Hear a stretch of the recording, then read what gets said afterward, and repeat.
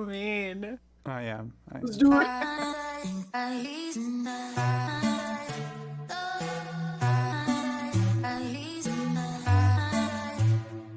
Going up, up, don't look down.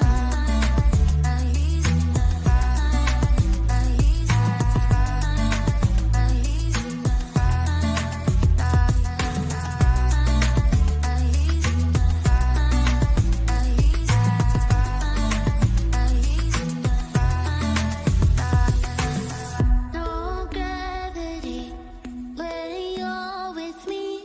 Light years from home till I found you. Our galaxy in front of me, going up above. Don't look down.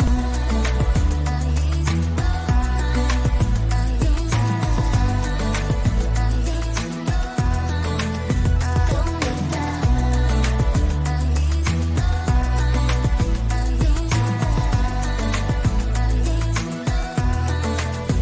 Don't look down.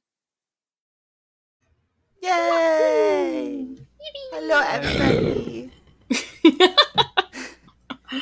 Welcome to Dice Dames and Dudes on Valkyries Play. Happy to be back. Sorry about the gap in streaming. Shay has been pretty well out of commission, thanks to surgery and a really messed up sleep schedule as a result. But hey, we're back. That's all that matters. Well, happy you made it through the surgery. How you feeling, boss? Pretty okay, actually. I was expecting to hurt a lot more than I do. I was expecting to have a lot more, like, issues and like, recovery-specific stuff, but I've basically just felt pretty normal with the exception of sometimes I'll have, like, a 2 to 5 second spurt of really weird breakthrough pain. Ooh. But it doesn't, it's really intense, but it lasts for, like, 5 seconds. That's like a jump scare. Yeah, it's not great. It's not great when it happens. A painful jump scare. Yeah, but I mean, it's Mercy. really infrequent, and I know what the cause is, so it's not like it's, oh, I had surgery, now I have this random pain that just keeps coming back. It's like, no, I know exactly where it's coming from, why it's happening, and I'm working on what I need to do to make it happen less, but also my body just has to readjust. Like, For sure. yeah, it's It's gonna take a a little bit of time. traumatic. A little bit. Just like a tiny bit traumatic getting sliced into. Oh, mercy. No, Yeah. You don't get sliced up too I'm, bad I'm tonight. not a fan of surgery. I mean, I realize that there are quite a few times where it is absolutely necessary, but I am still not a fan of surgery.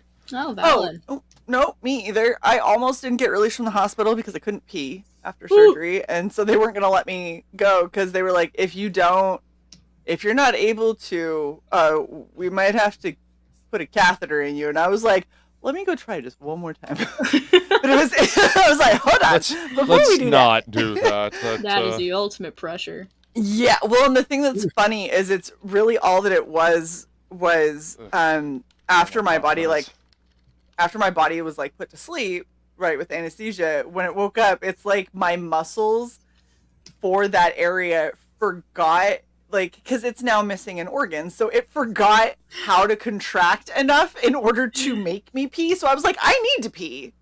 It had that And they were weird like- error sound effect.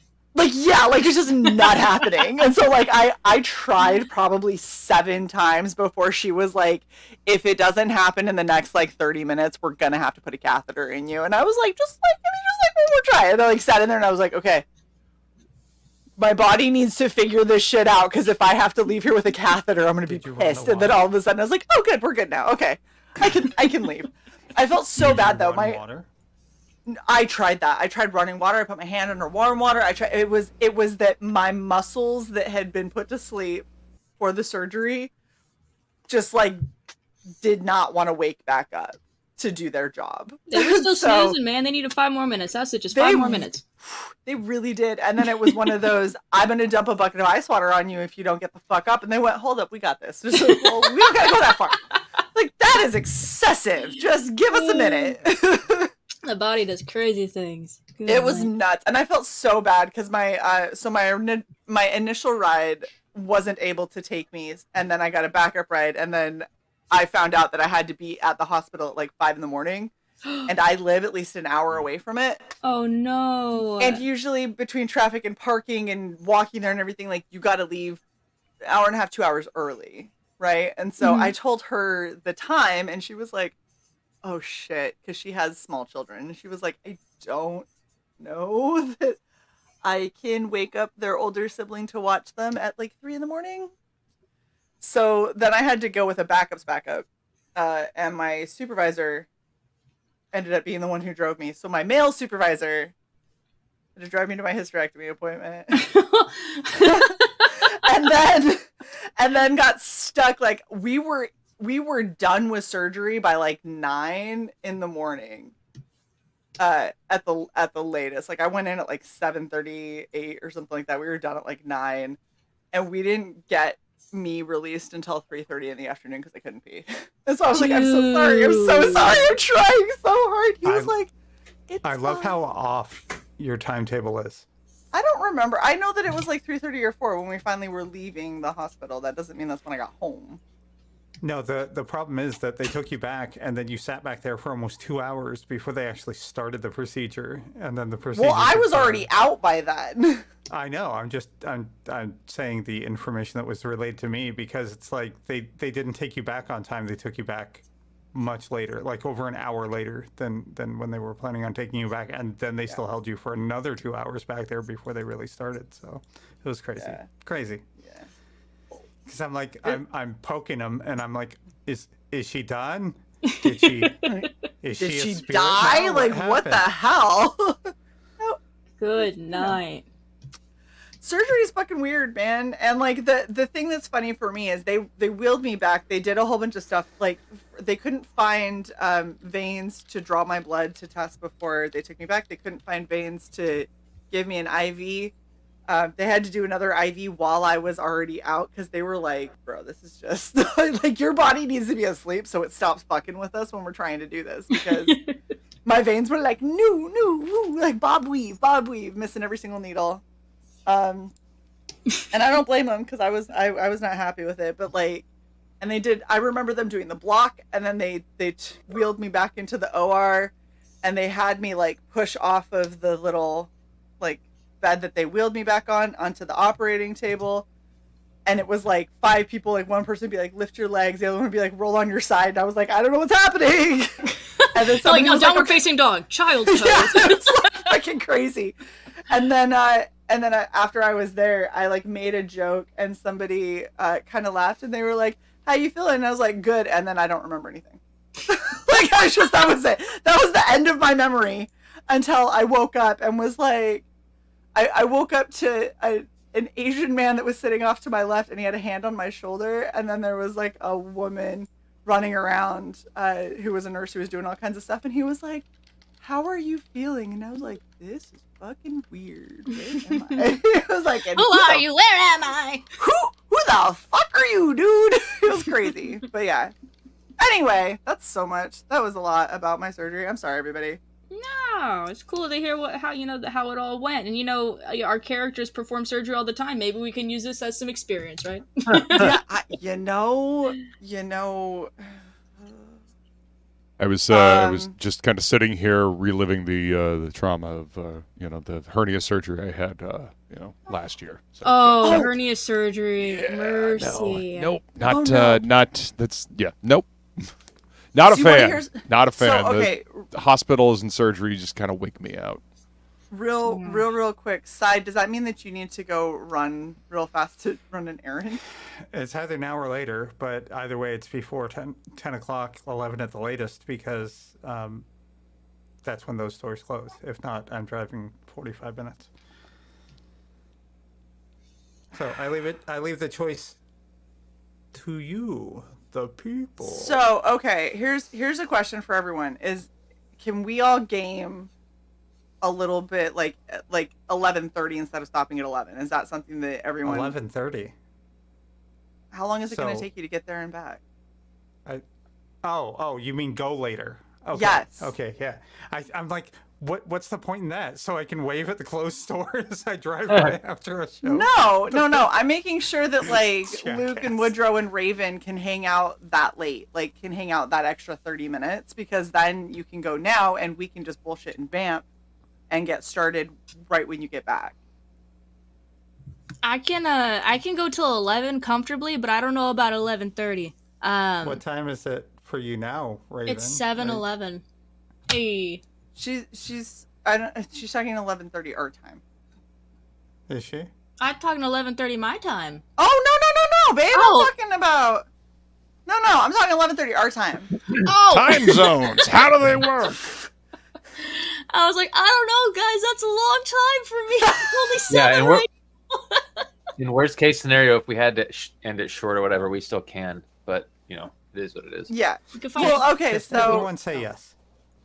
go now. Leave. I'm please. already putting shoes on. Okay. You fools. Give For us some everyone who narration doesn't know what's happening, Sai's mom waited until right now to ask them to run an errand. Literally 8 minutes into being live, seeing my door closed with a sign on it that says, "Don't come in, I'm streaming." Oh no. Hey, are you busy? Yes.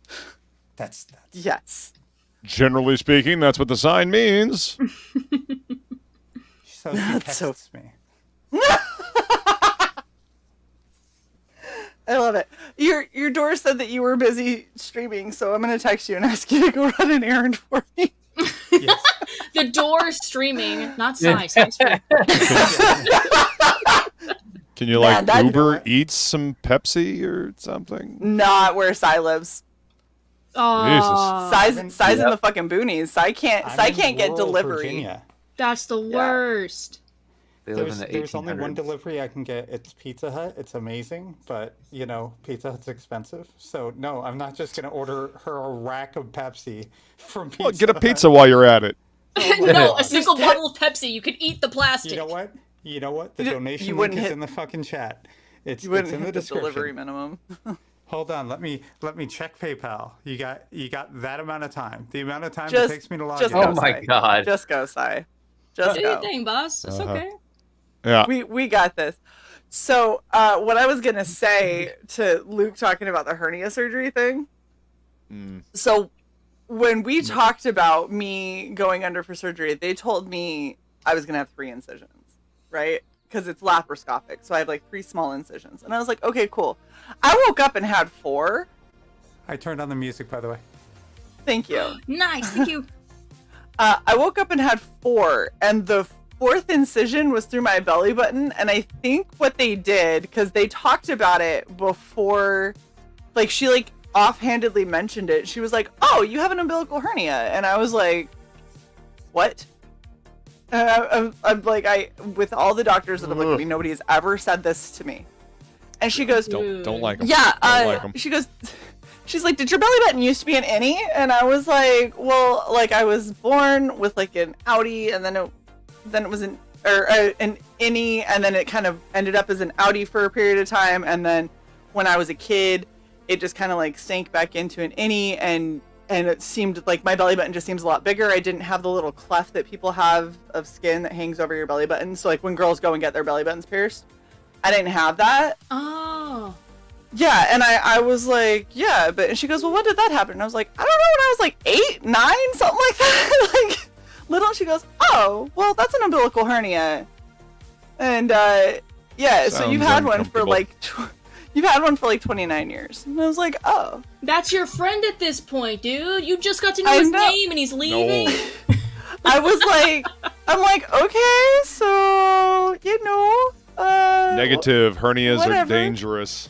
Ooh. Well, and that's what she If had left said is untreated, they are dangerous. Ooh. so what she had said was it's not, it doesn't look like it's very severe. It doesn't seem like it's a big deal.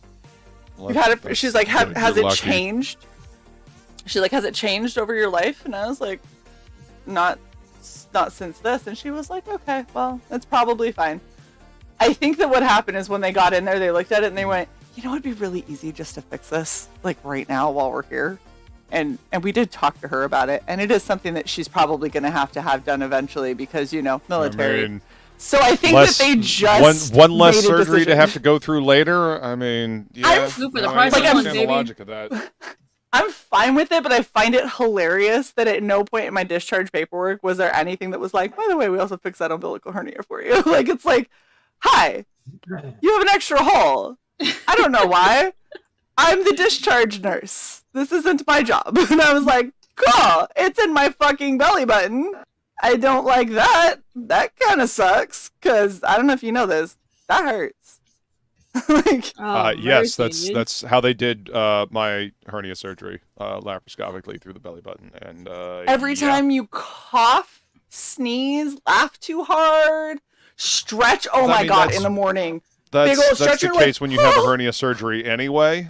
So right, but yeah. my surgery's off to the sides of my belly button. Like, those are where my incisions were. I have 2 on one and 1 on the other, and they're just off to the side, and so they didn't really, unless I bumped them or Onyx, unfortunately, walked on them because that's his favorite thing to do. They didn't really that's hurt cat. if I stretched or anything, but that fucking belly button one, that one sucked. Oof. And out of all of them, that's the only one that got a little iffy for a second, where I was like, I'm gonna have to go in. It might have gotten infected like after 24 hours. But it turned out it was fine. Do you guys have a story about, like, when you were a kid, one specific injury that's just kind of stuck with you your whole life? Yeah. I hyperextended my knee one time, jumping on a trampoline. Yeah, that was fun. Oh, I did that- I did brother, that show your baseball. face. Yeah, that Oh my that god. was very, very uncomfortable. I'm lucky that I didn't break my Brother. knee. But yeah, I was on crutches for like a couple weeks after that. Ooh. That was very painful. Mine I wasn't was that bad. jumping on a trampoline with an older kid, and I caught the after bounce, and it just launched me up in the air. And my knee just went, Those nuclear. wrong way. Yeah. Yeah, it's great. It's great. It's Oh. great. Dude, that's so hard. I'm so sorry. How I long did it Yeah. take did to as a heal? kid. I mean, I was on crutches for a couple of weeks. I mean, thankfully, I'm able to walk just fine. I mean, this was when I was a kid. I think I was Yeah. 8, 9, maybe 10 years old. But a lot of those like hyperextensions and sprains and stuff are worse than breaks, which people don't think about, because they're like, oh, but if you have a break, you might have to have surgery, you have to be in a castable, and you're like, yeah, but when you break, the thing that took the impact was your bone, and so your bone snapped, which released all of the pressure, versus your tendons pulling Yeah, Mhm. been To stretching. to release that Oof. force. And when your tendons pull, they don't heal back together. Nope. They weaken forever. Every time Yeah, you so- sprain something, that tendon is a little bit looser than it was before, and it Hey, will yo. remain that way until you have surgery to pull them back together. And typically after you have that surgery, whatever activity that you were doing that got you that pull, like if you were playing sports or running or anything like that activity will no longer be on the table. Oh man, no more trampoline. No more trampoline, Luke. Actually, I don't really remember ever getting on a trampoline much after that. So Just the trauma. I mean, Don't blame know, you, dude. I don't really like running either. If I'm going to hate do a running. treadmill or something like that, I'll use an elliptical because it's much easier on my knees. Oh, that's so valid. That's very fair. Yeah, I hate yeah. running with a fiery passion. I'm not built like my ancestors didn't run. Okay, they hiked and they fought. Like we didn't run from shit. Right? Stood our ground. We were made stocky so we could hold up a great shield and a fucking great axe at the same time. That's so metal. That's what Luke comes from, the same kind of stock. That's what we were fucking built for. We weren't built for running. Okay? Oh That's man. mean. I was Yes. built for running. Nope. Somebody Yeah, no. look. We have like a fucking grizzly bear that decides it's gonna charge us and attack. The thought isn't run away, it's brace for impact and get ready to hit when there's an opening. Like that's That's what the thought was for our ancestors. Why some of them died pretty gloriously, but you know what? We also learned how to fucking fight really well. Hell yeah, bear dude. charging. You just put the spear up and let the bear, run itself onto the spear. Exactly. You know. Ooh. Fills it up just enough. Yep. I think it's an something- old Viking saying, "Don't run, you'll just die tired." Yes! Yes! Wait. Oh my god, I That's hard. want that. I want that on a t-shirt the next time I have to. I don't know if the military is going to get another run out of me, but I really wish I could wear civilian clothes during my PT test because I would put that on a t-shirt for my PT test. They had that on Air Force shirts. My grandpa was in the Air Force, and he had an Apache helicopter shirt that said that don't bother running, you only die tired, and it had this Apache with a face painted on it with the shark teeth and shit. It Oh, is that's it is sick. an old saying. Yeah. Yeah. I would An accurate my one. Gosh. I'm gonna find a Ending. t-shirt with that now. I need that. That's amazing. What about you, Raven? Did you have you had to have had an injury that posed that question in your head?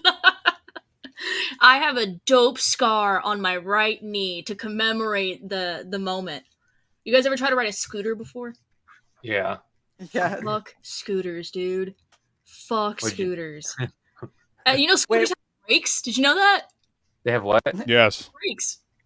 Yeah, what kind They- of they scooter are we do. talking about? We're talking about the little razor scooters. You're talking about an electric scooter. You're talking about I'm a talking Vespa, about the you go to you get a present from Santa on Christmas. It's a POS Razors. Walmart scooter. Yeah. razor. Razor. There Cool. you go. Yeah, that razor. one. Yeah. So My The shit. ones that kids would take and be like, I can do a kick flip. They just kick it out, hit Family themselves in Guy the shin, be just like, goes, ah! Yeah. I was not a fan of I wasn't a fan of those though because the handlebars never came up high enough. So I would be on a scooter and then I'd have to crouch down so low and I was like, I want to break my back. Oh, you look like a cane riding That's a why I scooter. rode a skateboard. Yeah, I looked like an adult that stole a small child's scooter Oh, and tried to ride one. And people were like, give that back to the kid. To be like, I am the kid. Never mind. It's mine, I Yeah. promise. I never owned one because of that. But yeah. So I had this cousin, right? And I'd go over to her house every now and again to go play with her and her millions of siblings. She had a million siblings, it felt like. And they would all just kind of run off and do their own thing. And on occasion, she would just kind of toss something at me to keep me busy. Well, one day she tosses me a scooter. And I'm like, oh, okay, let's learn how to ride a scooter. Little baby Raven. All right, I must have been like 8 or something. I was just a little baby curly top. And I'm on this scooter in the middle of the Arkansas heat, scooting around, trying to learn how to do it. And I thought I was getting pretty good at it. And you know that confidence that comes with being a child? Yeah. Mhm. Yep. I was like, Oh, The invulnerability. kids are yes, so yes. dumb. I was like, I can handle anything right now, man. Throw anything at me. I'm a Tony Hawk this. And my cousin comes up to me. She goes, hey, do you want to go down the road to visit my friend? And I was like, yeah, actually. Yeah, and I'm going to bring the scooter too, actually. And she's like, yeah, okay, whatever. And she took her scooter, which was very nice. I'll never forget. It was nice and silver, and it had brakes. Mine didn't. Mm. Oh no. Uh-oh. I didn't know they were supposed to have brakes. I was just riding it thinking, okay, I stop with my foot. And I was doing okay with that. She takes me to, and this is something you guys might relate to as well. You know, when you're a kid, something just seems so impossibly large that as an adult, it physically doesn't make sense. You know, like how steep a hill is or how tall someone is. Like, it's impossibly Yes. right. So, little baby Raven goes to this hill, and it's almost a straight down, man.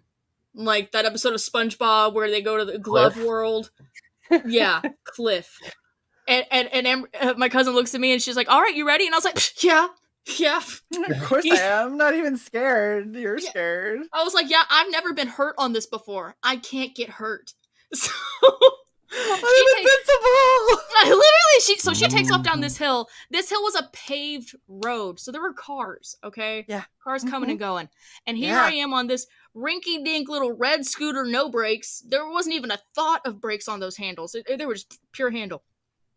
And I start picking up speed, and I'm picking up speed really fast. And as I'm picking up speed really fast, my little baby brain sobers up real quick, and I'm like, oh, I'm in danger. Oh, this is bad. I was like, what if a Going car to comes? die. Yeah. And as if on fucking cue, a car pulls around the corner and starts to come up the hill. No. So I'm barreling towards them. Even if they stop, it's too late. I'm coming. I'm gonna hit the car. So I'm barreling towards them, and I have this thought. I'm like, I gotta jump. I gotta abort ship. So I leap off the scooter and start rolling down this concrete hill. Oh. God knows how long I rolled.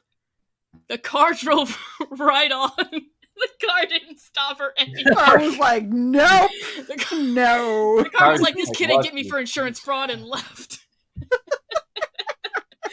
And so I just laid there I was maybe 3/4 the way down the hill. I did not make it far before I had to jump off. And I'm just crying and screaming, like a kid, you think the world's ending. I didn't even realize I was in pain. Like, my body was numb from the adrenaline. Yeah. Mhm. I was just crying because I jumped, and I got scared that I jumped.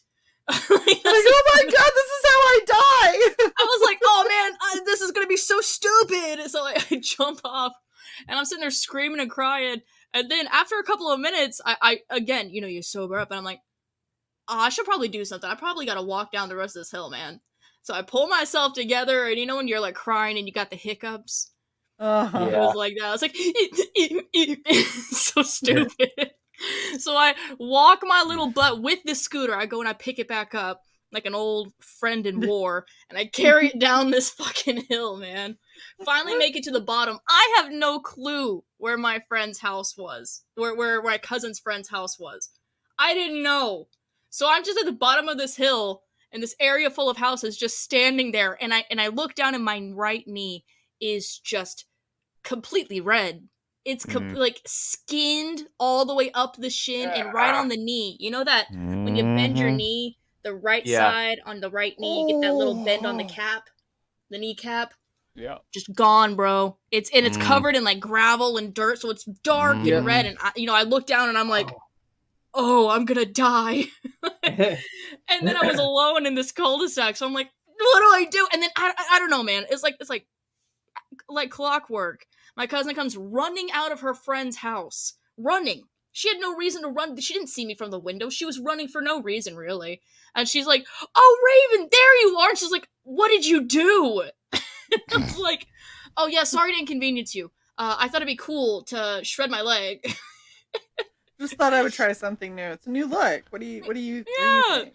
And she was like, oh, the scooter didn't have brakes. And I was like, it was supposed to have brakes. And anyways, she took me back into the house. I got all patched up and whatnot. Now I have a dope scar and a deep distrust of scooters.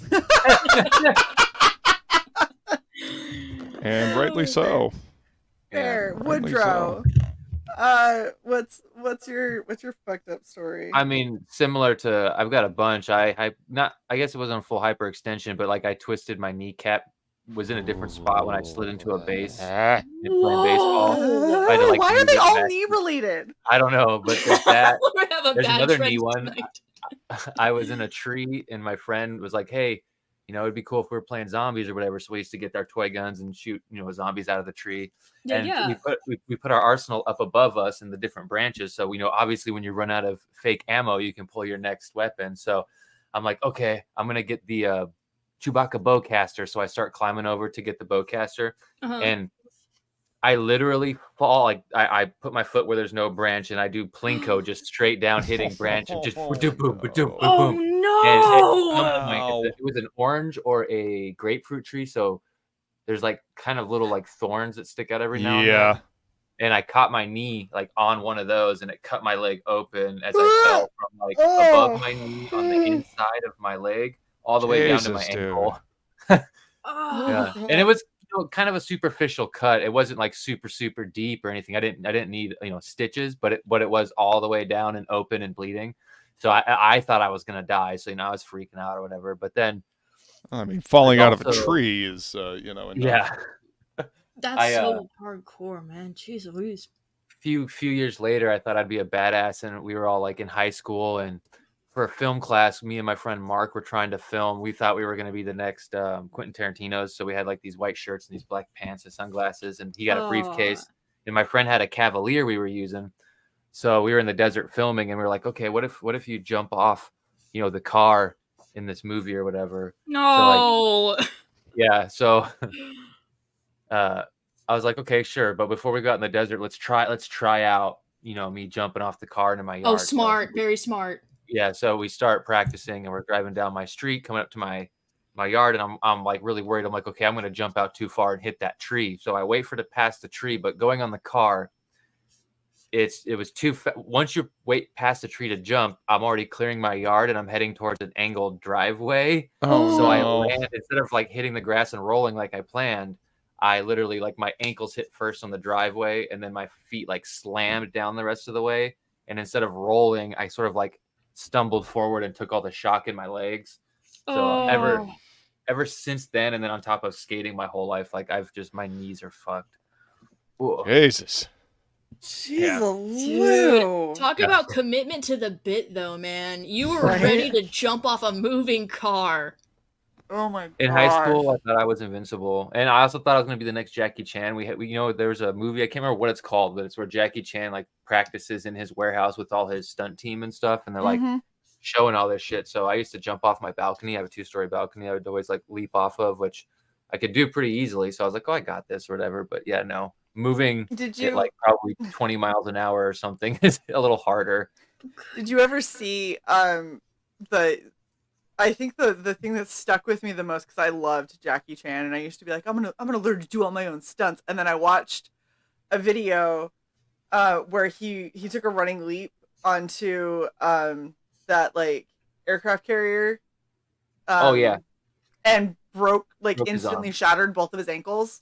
Yeah. And then spent the rest of the filming he was in he was like going around the fucking movie set and everything in a wheelchair with his legs both like propped up because he was in casts. And he still fucking filmed in that shit. They just wrapped him. They like wrapped them in something that looks like a shoe, and then they just tried to not show him at the lower half.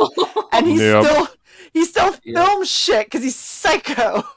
There's also imagine the bloopers for that though. That must have been hilarious. Oh, they're out there. They showed him. It was at the end of the movie. They showed him. They showed him like run, jump, and then you watched him land and then just fall forward to his knees.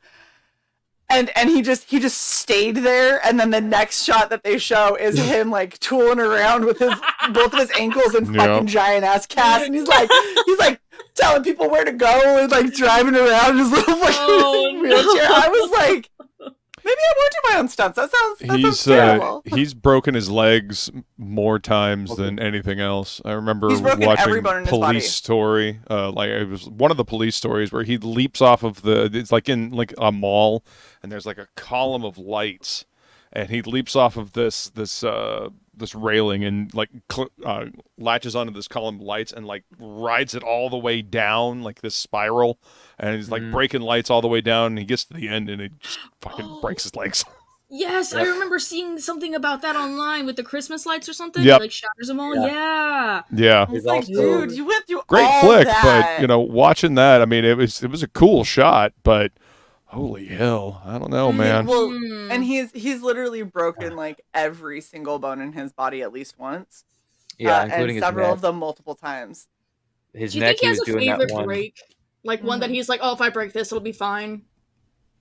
Probably any of his fingers or his nose, because his nose has been fucked up in so many different movies. Because the amount of times that he's like, they're swinging around like broomsticks, and he'll take one crack across the nose that wasn't supposed to be a real crack, or he'll like his favorite thing was to jump through the ladders, where he like dives and makes himself small and he shoots through the rungs of the ladders. And the amount of times that he's done that and caught, and then just like falls, and when he falls it always like swoops him back into the ladder, and usually face first, because his arms will already have been like ready for the next bit, and instead his like foot will catch, and then his head will swing back down from all the momentum right into like a steel ladder. Just crazy, the shit that guy has done. He jumped on from like one building to another trying to use those like cloth awnings as the things to slow his fall, but he just fell right through all three of them. Yes, oh my gosh, I remember that. Like they were supposed to like that was Nolan the Bronx, wasn't it? I think I can't remember what movie, but Which one? It's crazy. All that Rumble shit in was the Bronx. bloopers. Yeah.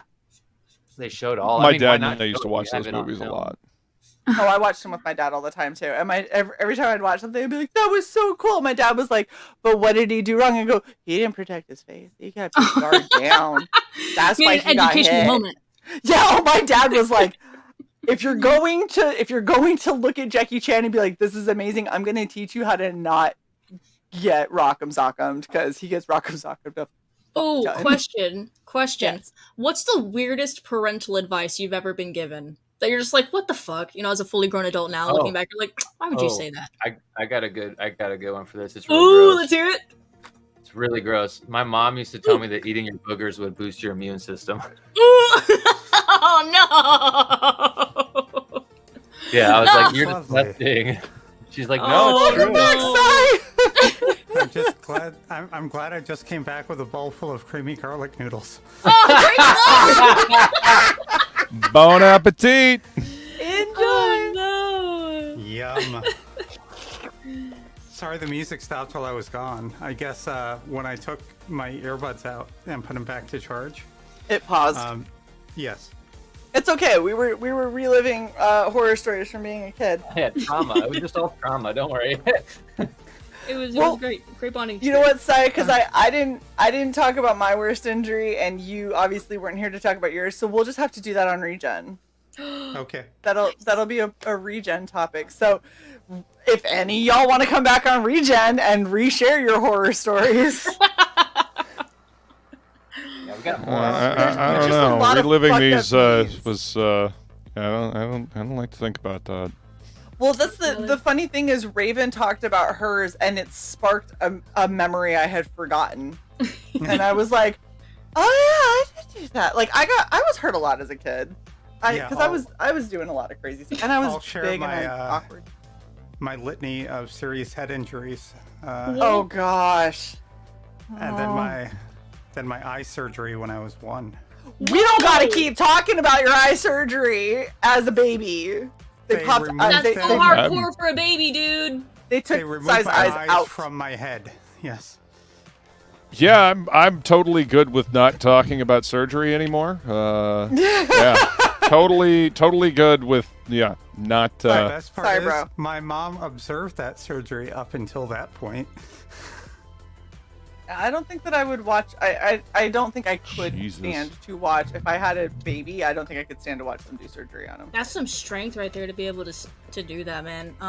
Would not be able to. I gotta turn my was- head when my dog gets a shot at the vet, man. I feel too guilty. I'm like, no. Depending on where I would look as a baby, my eyes were either crossed or I had a lazy eye. It was just Oh, man. the muscles behind one eye were too strong and the muscles behind the other were too weak in comparison. So they had to pop them out and work behind them. Pop him out and work behind him. Said so casually, bro. That's crazy. Well, I don't remember it, so So, on that absolutely horrifying note. I got mom her drink. Okay. I got milk. I warmed up dinner for me because I haven't eaten today.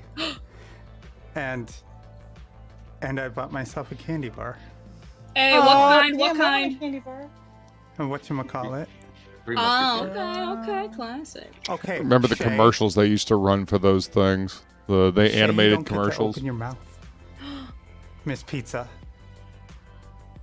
And roasted garlic sticks.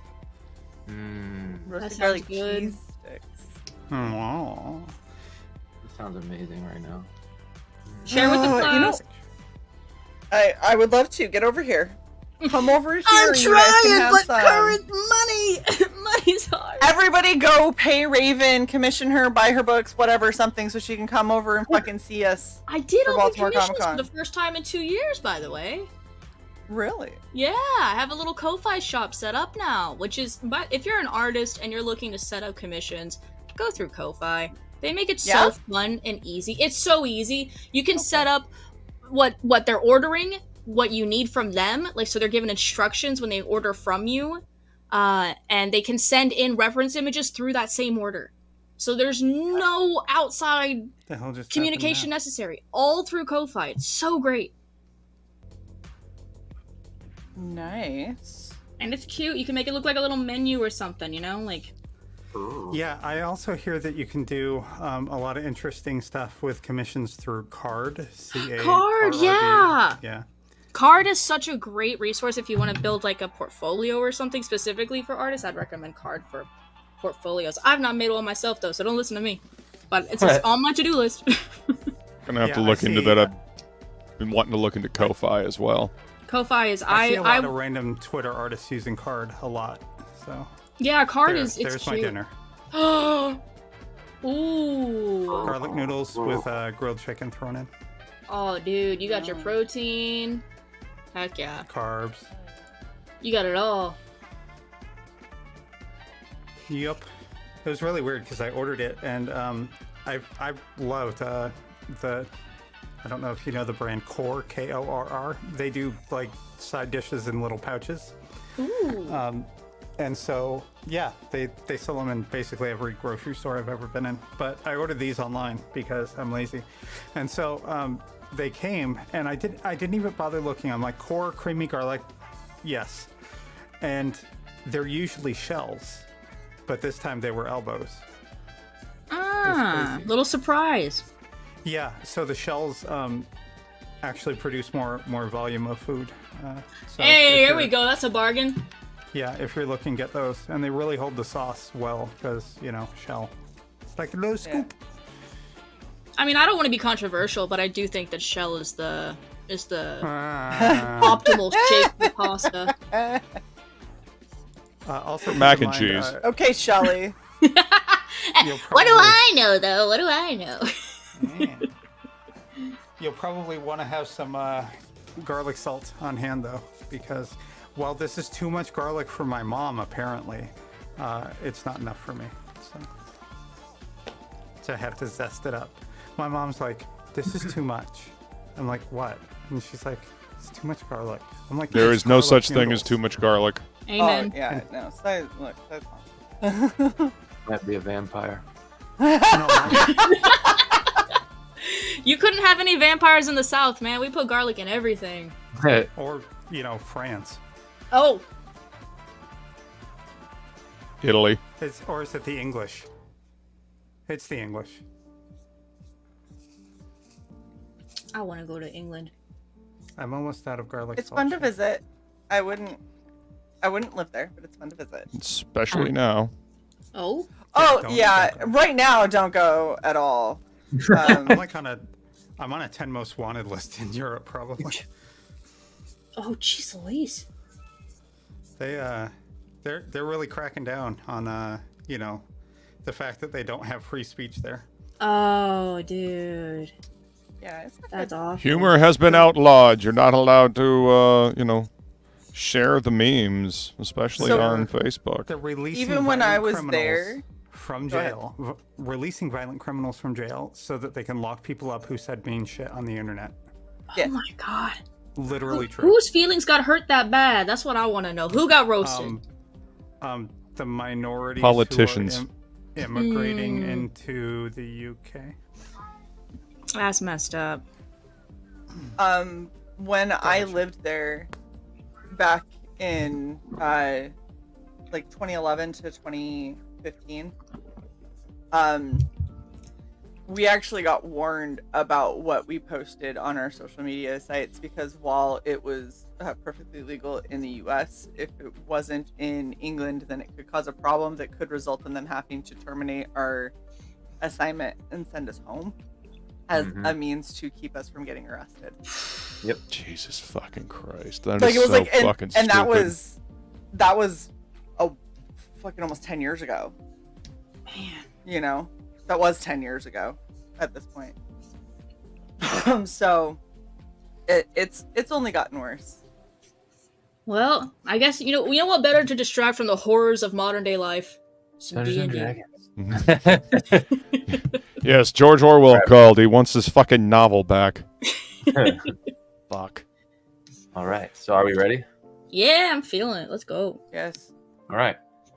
So last time on Dice Dames and Dudes, the elemental rifts surrounding Quay Prime were shattered by a strange event on the planet's surface. On the sixth moon from the planet, A metropolis called Star Falls felt the effects as portals opened over the city. Meanwhile, a group of interesting characters have come together to pull off a job for Motoko. She wants to investigate the reason her last job was sabotaged and to find out if she's secretly wanted by any corporate entities. While preparing for the day of the mission, Shelley and Astrid called the others to help with a small investigation prior to making a few credits. Let's see. During this investigation, they uncovered a magically hidden path that leads them to a dungeon within the northern mountain range. Making their way through the dungeon tests and collecting all 4 keys, the party now finds themselves about to unlock the secrets behind the brass door at the back of the dungeon. So last we left off, you guys had collected the last key that fits in those sort of arcane forges and the ducks. As you defeat the last as you defeat the last of the ducks, you actually hear a little chime, and a door opens, as well as something shifting in the tree next to you. As you see a little cave entrance with a chest, and then another game console, the last game cabinet, which happens to be Duck Hunt. Yes. And I can't. So who all has played games? The cave's got jokes. I see. Cave got jokes. I think Shelley, you're the only one who hasn't played, correct? Yes. Yeah, I played the last one. So if you want to try and win this game, you can. And as you go up, you notice that you already have some points before you turn on the game, as if killing the ducks already gave you a little bit of an advantage on this game since it's the first one, or supposed to be the first one. I want to point to the numbers showing I already have a score, and turn to Astrid and say, "Look, I'm already winning." You're doing so good, Ma. So good.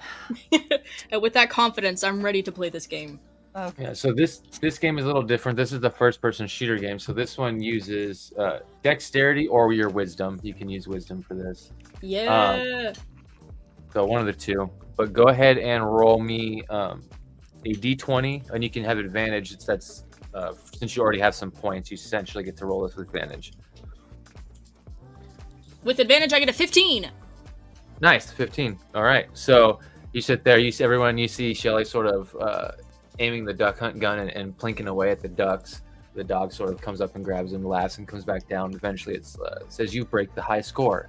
A little side chest on the cabinet opens and slides out, and you actually see similar to what you were holding to play the game. There's a orange Nintendo blaster sort of sitting there, and Vidar, just looking at it, you can see that it has, similar to the other things that have come out of the game cabinets, it seems to have some arcane scrolling, some fine arcane work on it.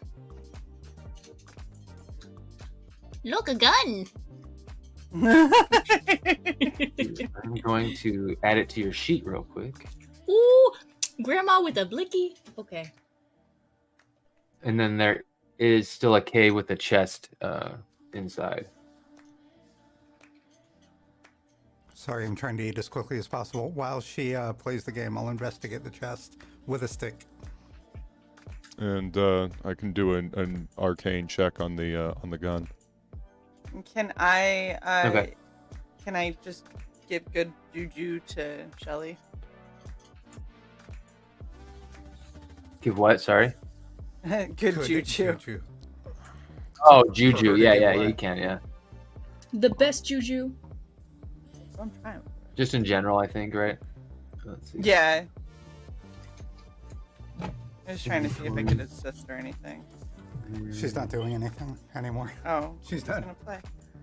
She's done. I've already won, and I got a gun. Nice.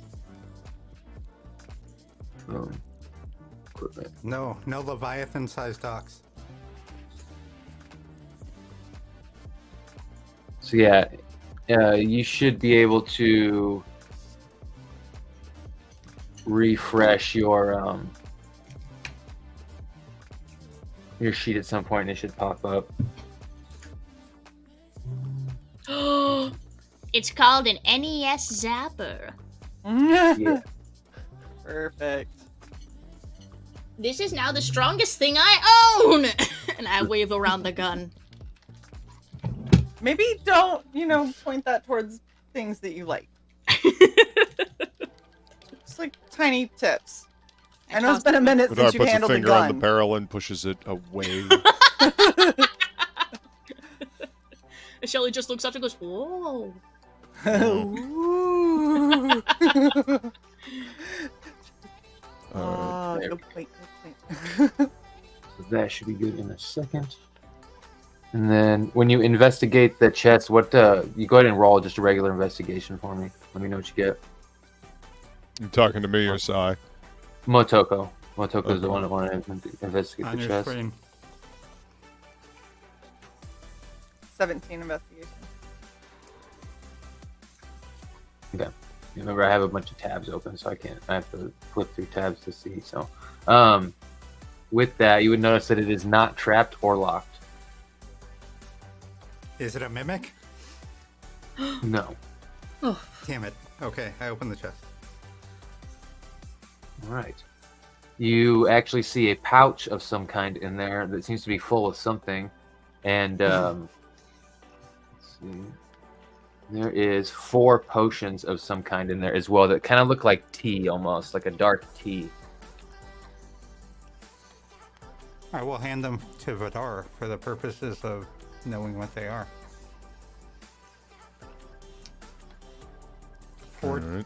I'll you can- do an arcane check on those and the zapper gun. All right. Go ahead and give me an Arcana check, or you can spend the 10 minutes to identify them. I'll just spend the 10 minutes to identify them. Okay, yeah. So the potions are potions of climbing, and the gun is a force weapon. Essentially, it has a small range, but it is a point-and-shoot weapon that does force damage. It's all in just arcane, essentially like a magic missile, but arcane in the version of an arcane gun, and it doesn't automatically hit like magic missile, but it's the same sort of incantation. Okay. I passed the information along. How many potions were there? 4. 4. And they're potions of climbing. Essentially, I think for an hour it gives you advantage on climbing checks. Nice. Yeah, so remember how we were all complaining about getting up on... Well, most of us were complaining about getting up on that cliff. There you go.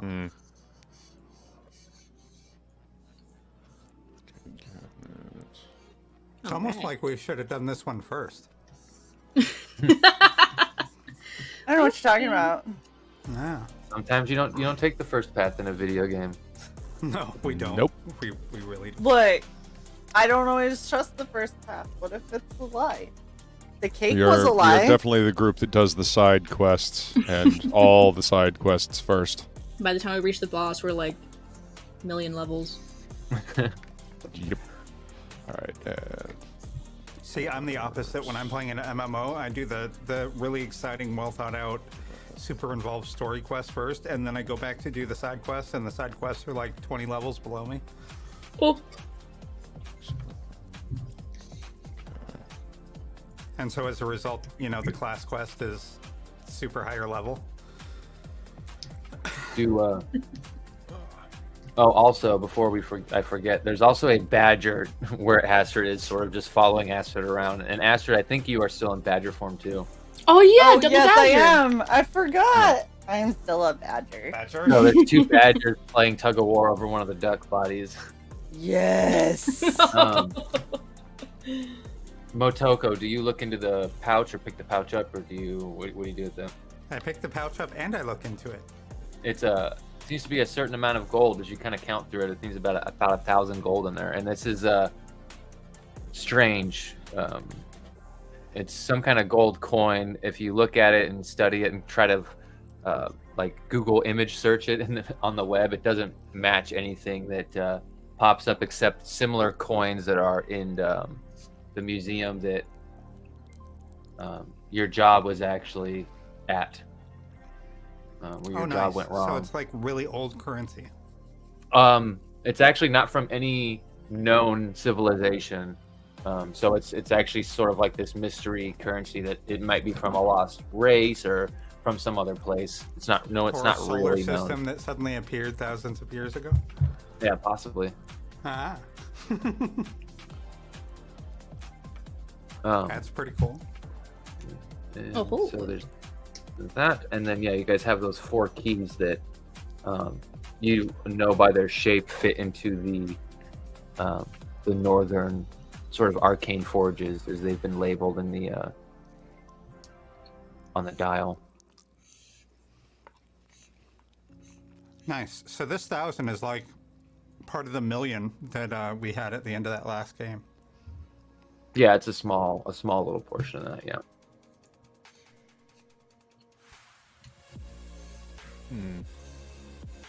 All right, we want to head up to the cliff. Does anyone need a drink of tea? A spot of tea? Governor? I was hurting last time trying to climb that thing. Crikey. Yes, Shay, I did it.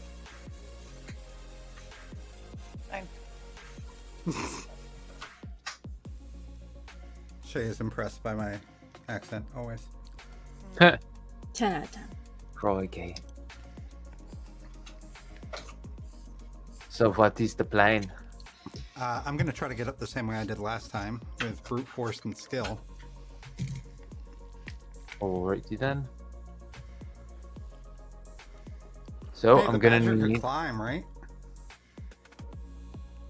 I think badgers can climb. If you look at the animal sheet, it'll tell you if they have a climb speed or not. Yeah, look at it. I want to see Vidar trying to slowly feed a potion to a badger. Badger. You can. Nope. Shelly, do you got a funnel in your shell? Can I scurry around in my shell to see if I can find something I can make into a funnel? Yeah, you've got something in there, like one of your medical utensils that you could sort of, use as something similar, I'm sure. Perfect. You know, what happens if you inject a potion? You can't just mainline in a potion like that. That sounds dangerous. Yeah, it's probably a bad idea. But we won't know until we try, right? That's true. I can burrow. I don't know that I can climb. I have claws. If you have a burrowing speed, then what's I do. It's slow. it's rock though, not like dirt. I do believe that I will use my giant lion claws to climb up the tree next to the cliff and then jump across. Man, and that's gonna look so cool too. So you're Can I- gonna climb. Just so we're aware, you're climbing 100 feet up. What's your move speed? 40. 40. So you move half if you don't have a climb speed. So that's 20. So that's 40 and 1 with the dash. And then 80. So that's at least 3 climb checks and then an athletics check to jump. So that's 4 athletics checks to Enjoy. get up there from where you're at now. If Okay. that's the way you want to go. I mean, it's the only other way is to go all the way around, right? I'm going all the way Yeah, around. but that I'm looks saying like you it could was have a made to. potion. It looks like that way it was made for people to go. The way you're going is a little more natural world, so it could be harder. You're not sure how the DCs are, well, because you're also in heavy armor. All right, well, then I will use Oh. the path that's made. Wait. You made your armor stealth, so your armor is not heavy really anymore. Oh. Yeah. Remember? Yeah. Oh yeah, everyone should have leveled up just to double check to make sure. Oh everyone did. snap! I forgot to do that. Yeah. Okay. Didn't want to make that mistake again. So we're... Wait, so what level should we be? 'Cause 3. I don't You should be remember. level Oh. 3. Never mind. I leveled up. Okay. Good. Just making sure. I was like, I feel like I leveled up after, but I don't remember. No, guys, I don't know why you're level 4 and I'm level 9. So it's either 3 checks the path you're going, or if you guys want to climb up the tree and or the cliff face, it's 3 or 4 Oh, depending on if you climb up the tree and jump over, or if you just climb up the cliff face. So I want You to guys climb the can- tree. Okay. I think I'm the same. I have claws. I should be able to climb a tree. Mm-hmm. Feel safer So- with wood than stone. 3 climbing checks and an athletics check. Yep. And the climbing checks are athletics checks, but Okay, so 4 of them basically. yeah, basically Okay. 4 of them. And Shay, I'll roll for your badger if you want, or you can. let me I'm know fine what rolling. it- I'm just trying to see, like, I don't have any athletics, do I?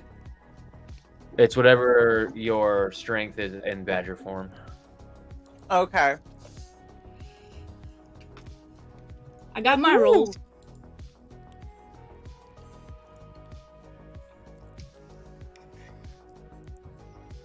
Yeah, anyone can go first. I got 13, 17, and 12. Ooh, so that's 3. With the 12, you don't fall out of the tree, but you get about the 80 feet up, and with the 12, you don't. Your body just won't move anymore. The fear kicks in, and you're like frozen in place, 80 foot up in the tree. Oh no, I'm like a cat stuck in a tree. Yep. Next, who's next?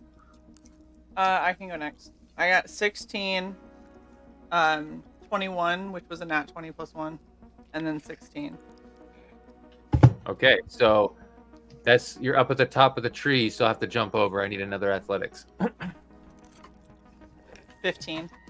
50 low. So you leap out of the tree, burst out of the canopy, and your claws sort of hit the edge of the cliff, but the rest of your body sort of slams down, and your feet start kicking at the cliff, but you just manage to scrape yourself up onto the other side and turn. And you can see, as you kind of like look down, you see Shelly just shaking in the tree, grabbing one of the limbs, and your badger is... What did you roll for your badger already?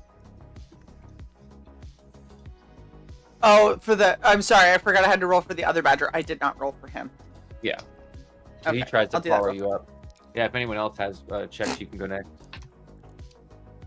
I did 19 for my first one, 16 for the second one, 18 for the third, and 17 for the fourth. All right. So yeah, you actually do it no problem. You've adjusted this armor to make you lighter, and as you sort of start to go up and dig your claws in, you just start going like jumping from limb back to the tree and digging your claws in and sort of leaping, and you kind of make a little rhythm out of it and make it look natural. Being part cat probably helps, but all right, Probably. who's next? That what's on the screen was my badger. 5, So 13, your 5, badger 12. Your badger made it 5, 40 feet. Okay, and that was the badger. Yeah. Okay, yeah. So, the badger, same thing, makes it about 40 feet, freezes. And Motoko. 19, 21, 16, and I'm taking the path. Okay. High rolling. 16. Okay, so you're good. And then the badger and Shelly. Everyone sort of passes you up in the tree and leaps over, and you see the badger below you trying to scrape up like about 40 feet below you. Okay. How tall was the cliff that we're on? 100 feet. Does anybody else have 50 feet of rope? Someone does. One of them got cut, but I think another person still has their 50. Wait. Mine got cut. Yeah, but it just got trimmed. Yeah. Then that means I still have mine as well. Mm-hmm. There you go. So is it possible for those of us Yep. that made it across to just tie some rope together and tell the two that are stuck in the tree to go down and pull them up? We're gonna like throw it into the tree and have them grab the rope and then just pull them up. Is that what you're saying? I mean, or that if we yeah. can without swinging them into the cliff face. Yeah, I'm pretty sure one of the ropes got cut in half because it got trimmed and then it got cut for something else. I can't remember what you guys cut it for.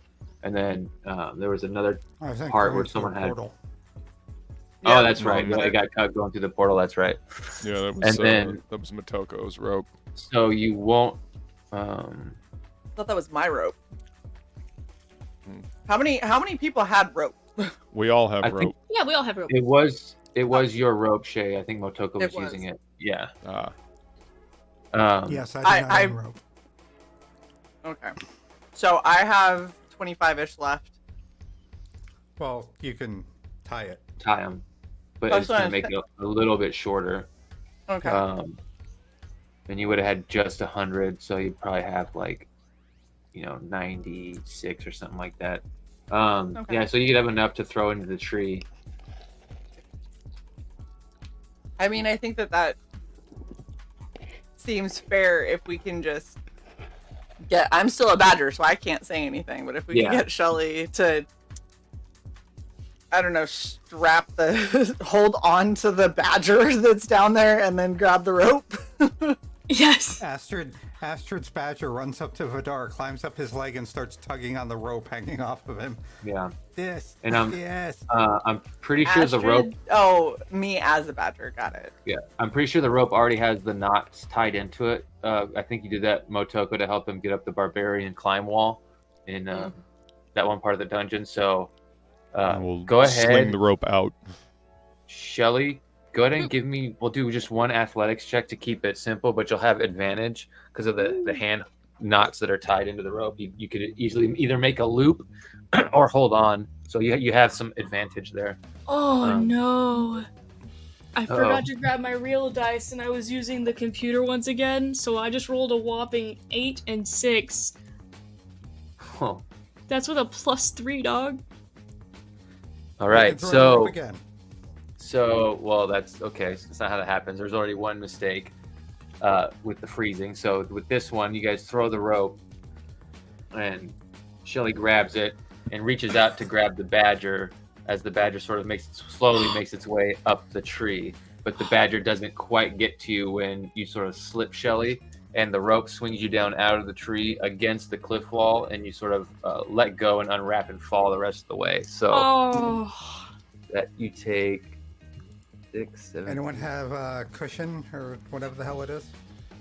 Featherfall. It's called Featherfall, and it is 13 bludgeoning damage from the fall. But you should have a shield that's full, so you should soak that with your shield. Oh, okay. So you can take your temporary hit points from 15 down to 2.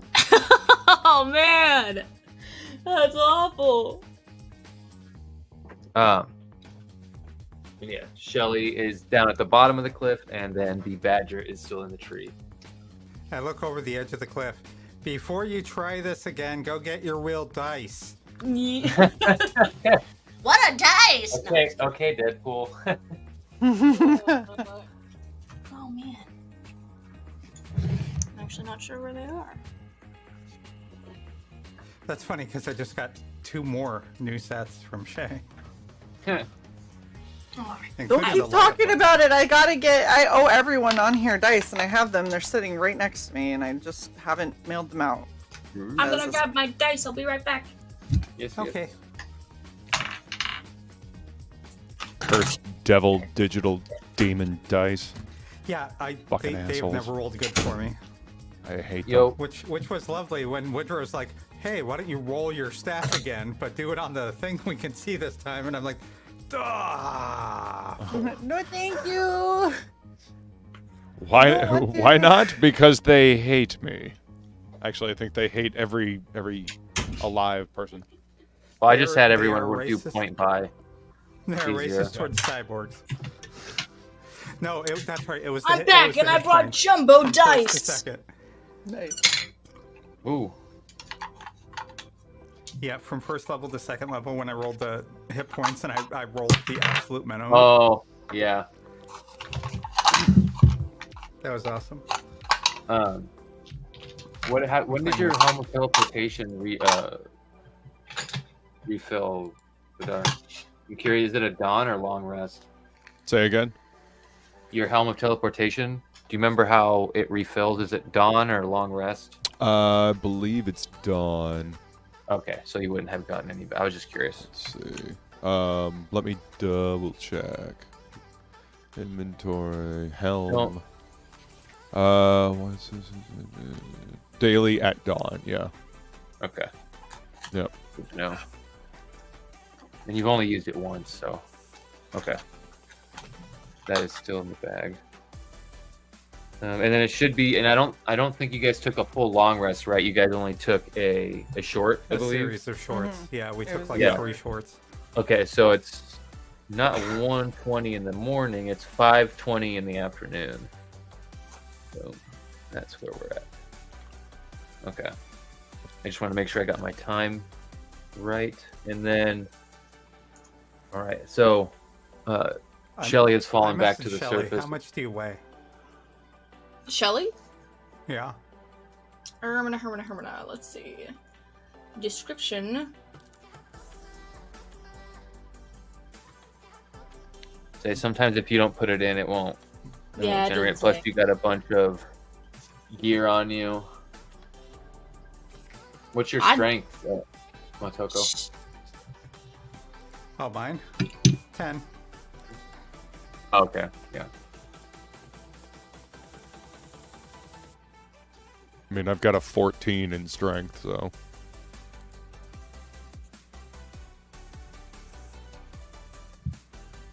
Vidar also weighs 350 pounds, so, just I'll anchor the rope. He just stands there. Just sit down and tie it around you. Basically. Put it under your foot. Perfect. I'll just stand on it for a little bit. Yeah, so I can carry 150 pounds.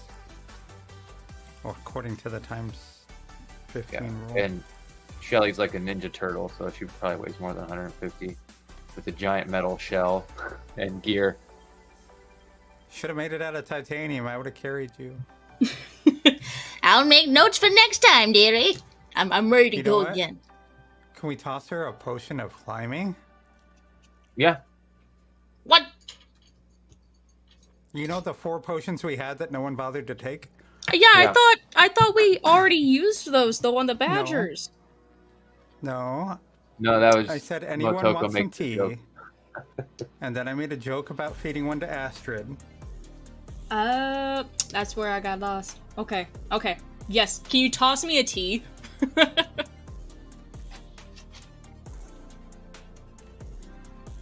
Can we reattach these ropes and lower it 96 feet down so that we don't shatter the fucking potion tossing it down? Well, I thought everyone would have taken one. I don't think one Okay, person there held we all go. of them. Yeah. Unless Oh, you then just I will think- drink my tea. Yeah, so you can go ahead and have advantage if you want to try again. Yes. Okay, I got real dice this time. Big old chunky. Oh, I just thought Vidar was bogarting all of them. No. I just Why would I identified do them. that? And then I he- just he identified passed them. I handed them back to you. Yeah. Oh.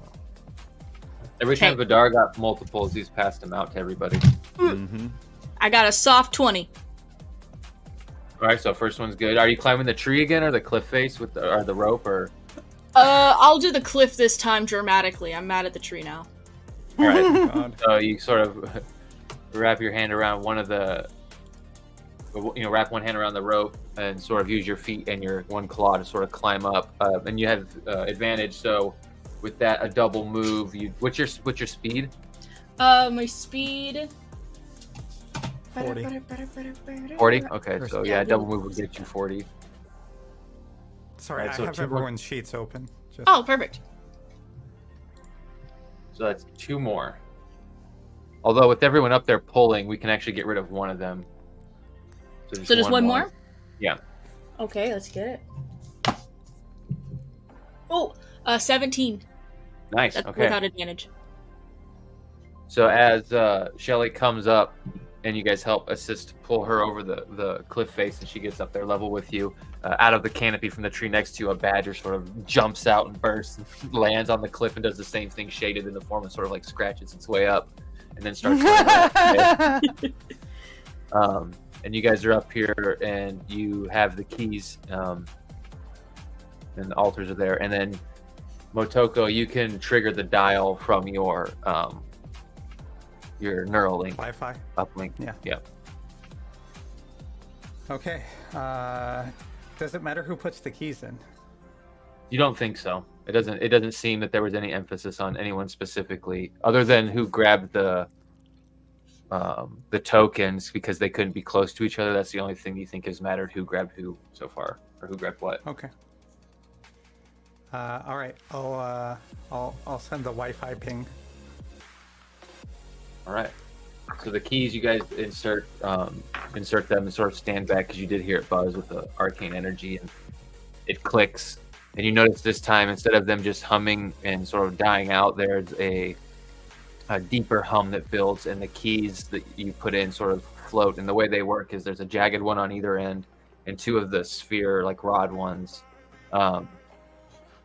in the center, and they all sort of begin to float out and orient themselves differently, and then eventually they all become horizontal, and there's a lightning bolt that strikes from either end of the keys and smashes essentially all the pieces sort of into each other, but they clash in sort of like a blinding light and the sound and cracking of thunder and lightning. And as you look back, you see floating in front of you a sort of javelin, and on either end you see the spear tips are essentially lightning bolts, and it sort of turns horizontally, almost facing you guys, but oriented with the statue behind, and it sort of turns back into lightning and hits the statue behind you, and you see the brass doors begin to open.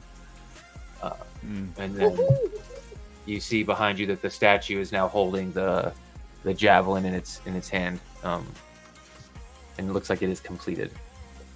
This is Let's some go. Gozer shit. And I'm all on board for it.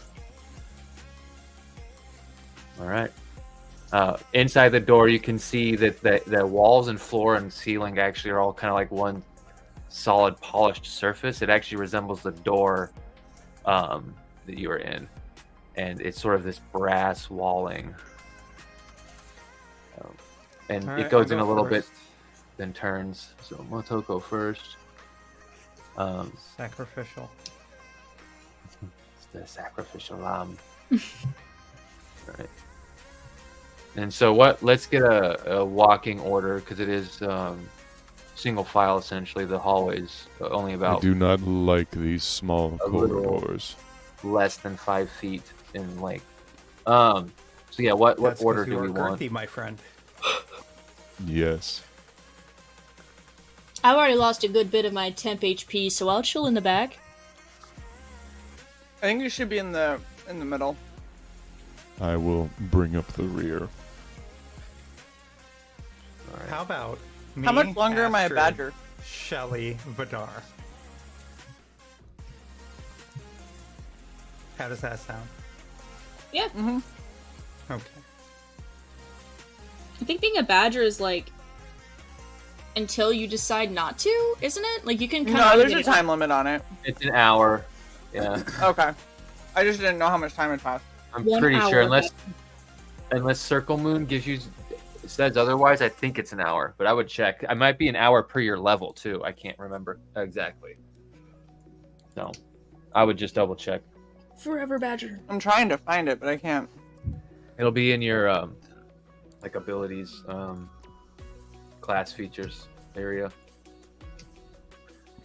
1 hour. Let's see. Yeah. So, as you're walking down this tunnel, this sort of like polished brass tunnel, you do see there's these little corridors every now and then. You pass one on your left, and as you look down the next hallway, you see two, one on your left, one on your right. Or anything in I'll pull my lamp out and light it, and see if there's anything hidden within those little alcoves. As you do that, you don't see anything revealed by the lantern's light. Okay. Oh my god. Photoshop says no. Yeah, it's like you cannot grab these tokens. I need to remake them with a background or something. Shay. You can be as high as CR1 right now. Because Circle of the Moon lets you ignore the ordinary CR rating. And then at level 6, Okay. I'll put If- the lamp away since I don't see anything in the alcoves. it's danger. They're gonna kill us.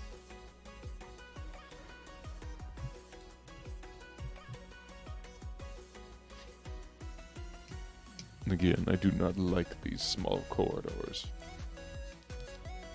tight spaces. All right. Ambushes happen in tight spaces. Okay. Say Are a we word. continuing forward? I am. Okay. Yep. Boop. As you continue forward, you see another little corridor off to your right, and I need what's everyone's passive perceptions. 13. Let's see. Passive perception is 10. Passive investigation is 13. 15. All right. I'm 12. So I need everyone to roll me initiative. Ooh, ambush I time. knew it.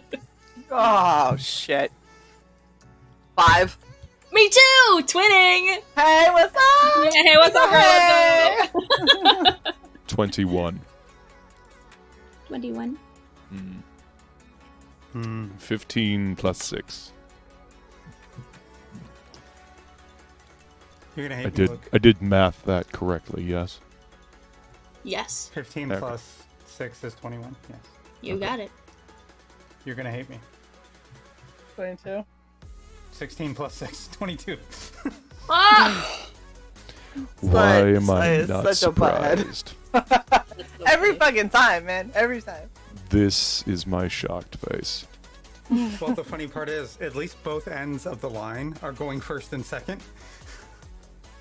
True. Okay. Yes. Well, the two that beat the 20 initiative, as you're walking through and seeing your sort of reflections in this sort of polished brass surface, Oh, Vidar, you sort of think, being at the tail end, you hear what sounds almost like grinding of stone. And Motoko, you feel a weird, almost hum sort of build in the area, like an electrical discharge is about to take place. You too have a turn before whatever is about to happen happens. Where would you like to go, or what would you like to do? So You're all kind of blocked up right there. But Motoko, you're first. Can fit in one space. How many people can fit in one space? So Yeah. technically one. Okay, my question, could like Astrid and a badger, because she's a badger, fit in one space? What is the badger size? It's a Because you're a large giant badger. badger, so it's a Yeah. medium beast. Yeah, so one. Oh. Yeah. How much do you weigh, Astrid? I turn around and eyeball Astrid to try to get an idea of her current weight. How rude! So with everyone's gear and mean. stuff, you're probably not going to be able to carry. But like I said before, you can kind of move, but it halves your movement to move them. So if you want to like football check me out of the way, that might be possible. You can't go backwards though, because there's people in the That's way. true. Yeah. Well then, Okay, so here's my plan. I'm gonna grab Astrid. My move is 55, which means my dash will be 110, which means my encumbered dash will be 55. So I can get up and turn and step to the side.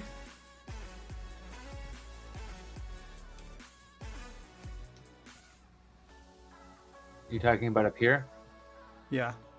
And then turn and go for a ways until it opens up.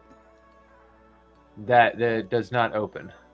There is another brass door that seems to have a sort of electrical, almost like an arc reactor from Iron Man. There's almost like it's like an electrical conduit on the center of the door, but it's just another brass door. what about the little alcovey bits? What if people dipped into those areas? Only one That's- can fit in each of them. There's 3 of them, so I mean, There's 4. If you pull There's me 4. and if Motoko pulls me with them, then it could be you, Shelly, and the Badger. If the Badger's gonna fucking listen. So because the Badger and Shelly are behind you, Astrid, and they're lower in initiative, they can't really move out of the way. They're sort of blocking the narrow path. There's so many people like in a line. Well, so if I get pulled, and then if Vidar steps into an alcove and chucks Shelly into the one across from him, then we lose the Badger. We risk losing the Badger. And 2 people can't be in one, so... No, there's one above and one below. Yeah, there's also one around the corner. If I toss Shelly into one of those alcoves right next to us, and then I run around the corner and duck into the other alcove. Yeah. We're just getting chucked around. It's either that or get electrocuted. Valid. So you'd get about here and see that the door is shut, so I'm not going to take this movement from you.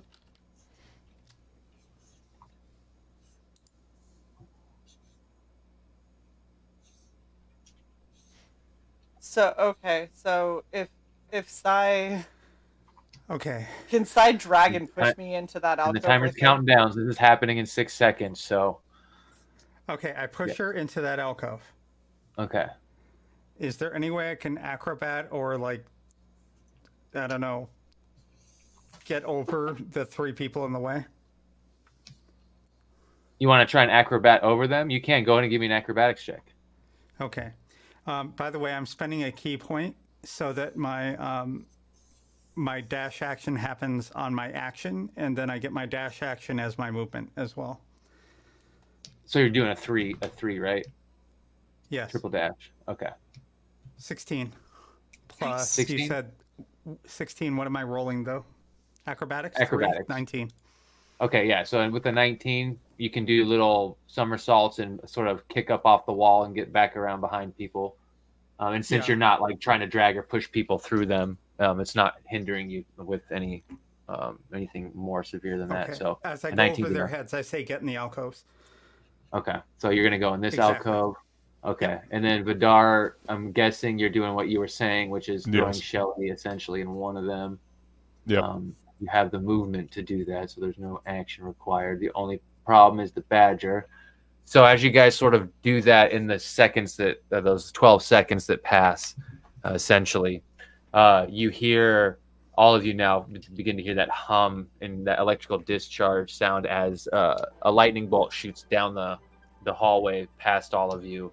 And you're just out of the way, so you don't have to make a dexterity check. But Shay, go ahead and make a dexterity check for the Badger. Poor Badger. I actually rolled for him already, so he got 17. Okay, so he actually gets out of the way and only takes half, I believe. Half as much. So. Right on. Oh, and I had to roll like super high. He has like no hit points. Okay, so half of 21 is essentially Oh, he's 10. still alive! So 10 damage, lightning damage hits him. And he can be healed if anyone wants to. You can. It is Put possible. your tech shield on him. But essentially, initiative counts to Shelly and Astrid, who are kind of like, what just happened? And the smell of ozone essentially is in the air. But if you guys want to act first, you can. Essentially, we're hopping out of initiative at this moment. All right, I don't have anything to heal. I do. Where is it? Cure wounds. I'm gonna go up. And also, before you spend a spell slot, remember that one of the items that you pulled out, Vidar found from his was game the staff of healing. And only clerics and druids can use it, I think. I'll trade you my gun. Okay. Since I can't use it, yes. Wait, that was is a only hard trade he just did for an item that was useless to him. Well, wait, Raven, do you even have? Wait, or, yeah, do you? Raven's I not have a a gun. druid. She's a cleric. I'm a druid. Yeah, clerics are even better. It's a cleric, druid, or bard. Okay, a cleric, or I thought you said only druids could use it. No. Okay. Yeah, I Cleric don't would be actually better. have the staff on my sheet, so I thought we already gave it to her. Do I have it? Go check Not your on sheet. your I sheet. I can put it on well, there because real quick. I feel like when you got this, though, we had this whole discussion about how it was entirely useless for you to have. I just have a bag of mysterious beans. Should be using that more honestly. Alright, so let me take the do next- you have a gun, Shelly? Yes. I just got one. Well, I know. Other than the zapper, do you have one? No, but I have a hammer and I No. like it a lot. She has Hold on this- to the she has this- zapper. No, she has a giant 6-shooter that she uses. Oh. The Yeah, she was shooting the heads. ducks with it. The H and F anvil, it's on your sheet. Anvil? Do you see it? Anvil, isn't that a type of hammer? No, it's actually something No, you it says hit things on. Pistol. Oh yeah. You use But an that's just anvil what the with a pistol hammer. is called. Stuff for healing. But it's used like a gun? Yeah, it is a gun. It's a 6-shooter. It's just called. It's just like the name anvil. Like there's different names for guns. I have Yeah, two come guns. back, I'm you know. dual wielding. No, I can't dual wield. You have a gun and a mallet. I didn't know I already had a gun this whole time. I didn't know what that was. It's like, what is you've that been thing? you've been pulling it out and shooting ducks with it and other things. So let's see. I have forgotten. It's okay, Raven. It's fine. Vidar, I'm adding. Wait, what's Been a so? Do I need to add anything to Vidar's sheet, or is it just the staff of healing to Shelly's? Because I need to know. Vidar, do you have a gun? I have my my brute dynamics chainsaw. Ooh, Yeah. Is that a gun? Yes, it is. that's a pretty dope gun. Yeah. Well, then I'll hold on to my little thing. Yeah, you hold on to the zapper. At least for now, yeah. Okay, so that's all I need to do on the sheets, and Yeah. then Think of the Gears of War gun. That's what my gun is. Yep. Yes! Oh, that's a good gun. That's metal. That's a good gun. all right.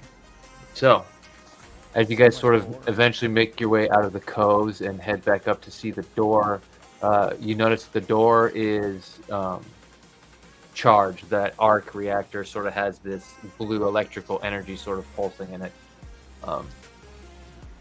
Yeah. Do I see anything on my Wi-Fi to be able to open that door? You don't see anything on the Wi-Fi that like says that you can open the door, but there is sort of like a little icon that pops up, and similar to the other doors, like says like it's unlocked. So you don't get the sense that it's trapped based on that. Can I do an arcane check on it? Yeah. So this is essentially a machinery that has been that's been arcane, magically imbued with the arcane. It sort of absorbs energy, which is a spell you actually probably already know as an artificer. Absorb elements. Yeah, and Yeah. essentially it has made a very magical button that you can push. You can push this arc reactor in, and it will disperse this energy. And the way you're sort of looking at it, it looks like it goes beyond. It opens the door and then continues beyond. Okay. So if I put some lightning into it, it will open. It's already It's charged. already charged. All right. So Just can open I the door. absorb that lightning with No. absorb elements? We need to open the door. I mean, to open the door. I got a dirty 20 on my arcane check. On my Yeah, you would arcana know check. it's a button. You would push it to discharge the energy. You wouldn't want to take the energy out. That would render the button useless. It's an Okay. I arcane mean lock. that we'll have to zap ourselves again. Oh no. Well, looks like if one of us is going to have to get zapped, it's probably going to be me. I just pushed the button. I ready So the as you new push the staff of button- healing I have. As you as you push the button, you hear a sort of sound of grinding gears deep in the walls as the door starts to essentially separate and get pulled into 4 directions. Beyond, you can see that there is a mural on either side of this long hallway, and there's 4 doors. The murals on either side seem to be images of, let's see, where did it go? I just had it and my computer froze up. Well, wait. Okay, so you see essentially these murals on either side, and as the lightning pulses along them, it sort of lights them up and almost kind of like makes them move in very subtle ways. You can see on either side there's a team of 4, a female barbarian, a female rogue, a male bard with a mohawk, and then a sorcerer dressed in sort of this like classic star and moon wizard hat and robe sort of cliche. And on either side they're fighting. On one side they're victorious and fighting this sort of frightening dragon beast, and then on the other side this beast is sort of tearing them apart. And it seems the difference is on one side they're working as a team, and the other side they're not. They're working in a non-cohesive way. And as this energy sort of pulses down these murals on either side and gets to the end of the hallway, it sort of goes along the wall and settles down into another sort of arc reactor. But then you see a flash of light, and the javelin reappears sort of in the wall, and it sort of lights up that back mural, and you see the teams sort of on one side of it are fighting the dragon, and it sort of looks like it's stuck in this roar of pain. But then on the other side, the way it looks is it's sort of got like some of the team members in its hands, and there's fire coming out of the roar, and in its chest sort of is sticking out the javelin. But yeah, you see 4 doors, 2 to the south and 2 to the north. I don't want to fight a dragon. I don't know if that's what this is hinting at, but I'm scared of dragons. Have you ever fought a dragon? And then I point to the giant lion man. No. So you've not fought a dragon. What about you, Matoko? Have you fought a dragon? I mean, for real? In the game. IRL, IDK about that, man. IDK. You would know that dragons are sort of a thing. At least there's these things called moon drakes in this world. So there are dragons that can sort of like take off from a planet to a moon, and sometimes they attack ships if they're passing too close to a planet. I have heard stories of these. There was this petting zoo one time, but I'm pretty sure that was just a cow that they dressed up. Oh no! Now that's just unethical. There's 2 bits. So we have 4 doors that we can go through. Are there any indicators on these doors? You said there was the big mural. Does that mural stretch onto the doors, or are the doors plain faced? So the murals do stretch onto the doors. Okay. The north wall is the one where they're victorious, so the 2 doors there sort of show the team fighting together. Can you hover with the mouse over it on the map? I'm not good with the directions.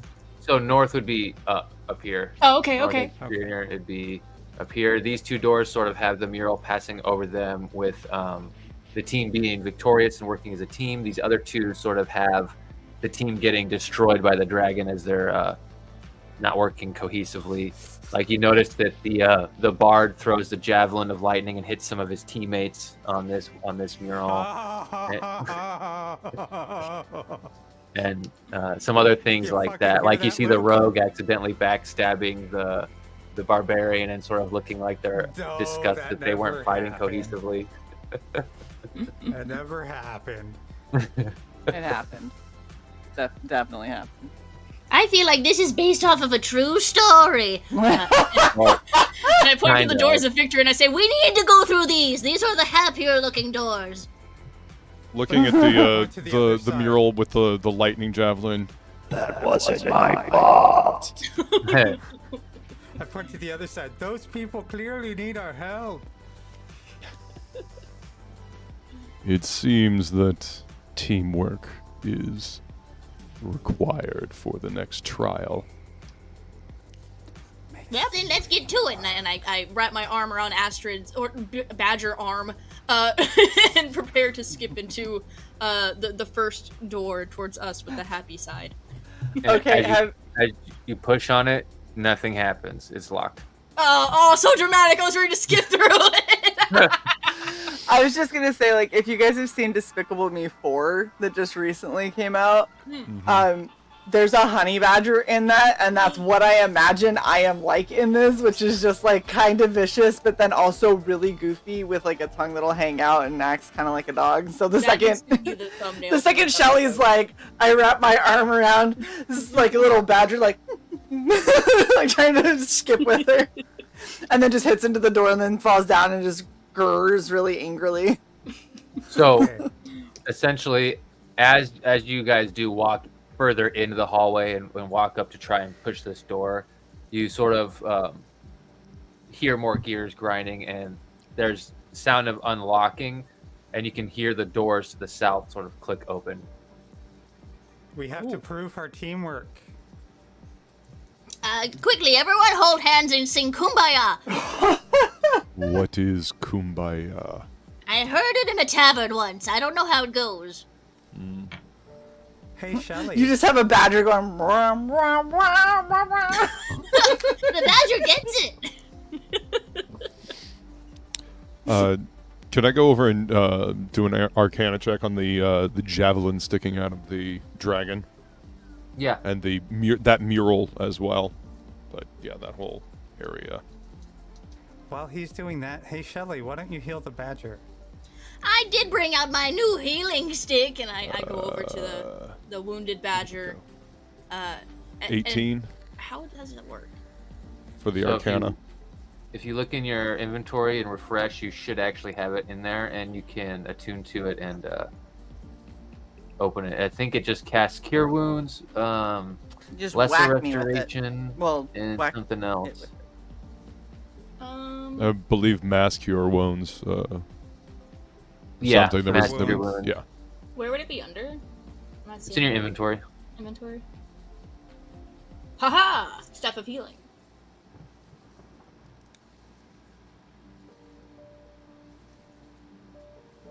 Then you can do, depending on what level you want to cast it, you can cast more charges. So you can cast up to 4 charges, which I think you have 10 or something. Yeah. Yeah, and then that'll do a level 4. So each charge you use will upgrade it up to a 4th level Cure Wounds. Oh, nice. How hurt is our badger friend, and what's their max HP? 10. He took 10 hit points. Yeah. So, Okay. so the badger has 3. Max HP is 13. Ooh, I'll do 2. Level 2. Charge. He's not a real badger, at least. He's So real level to 2 us. If you look at your spells, it'll tell you exactly what. I think level 2 would be 2d8 plus your 2d8. spell casting. Yeah. 2d8. And for you, it would be your wisdom. So plus your wisdom modifier. Ooh! 12 plus my wisdom. Nice. And my wisdom is plus 2. 14. Over again. here. Get healed. Yeah. How long does it And take? Woodrow, for a did you hear heal to come back? my Arcana check? Oh yeah, you said what, 18? 18, yes. As you're looking at that mural, you actually see this is the arc that the spear is sticking out of is the other end of the essentially absorb energy, and it essentially trapped the javelin in it, and this sort of just made it rematerialize. You don't think there's any traps set on it. You actually think it was made as like to be essentially pulled out of and given to whoever passed the test of making it through here without dying. I will, I guess I will try to, well... yeah, no, I don't, We have not made it through yet. Do yeah, not well, grab the also, rod. the last room that I just kind of, Leroy Jenkins through did not, go as well as I had hoped, so... And Yeah, Leroy's often don't. Motoko, you would notice that you now have root access to the dungeon. at least to like a certain level of root access. We need to have a discussion. Root access is kind of the blanket everything, but well, I take when you see, you're going to ask questions, and there's some things that aren't connected to the system. So it's like there are magical things that you can't control. That's what I mean. Everything that's on the system you can control, but when things start moving, and you're like, what? So, what does it tell me? That you basically have access to the workshop. There's also a few That's me messages. rubbing my hands together, not yanking it. Sorry, what? You're good. There's also a few messages. I got to open another file. Hopefully my Take your time. doesn't blow up. It's not doing too good right now. So if we wait a certain amount of time, will Shelly's shield come back? Yeah. Oh. It takes a minute. So after about a minute of all this, you can add your temporary back to 15. Wait, question. If my shell is my shield and I lose my shield, am I naked? No, that's not your shield. Your shield is a little device that you wear that's like from Dune. Your shell is just the cybernetic shell. Gotcha. Okay. Tracking. So this I need to find. Where did it go? Just remember, the slow javelin penetrates the shield.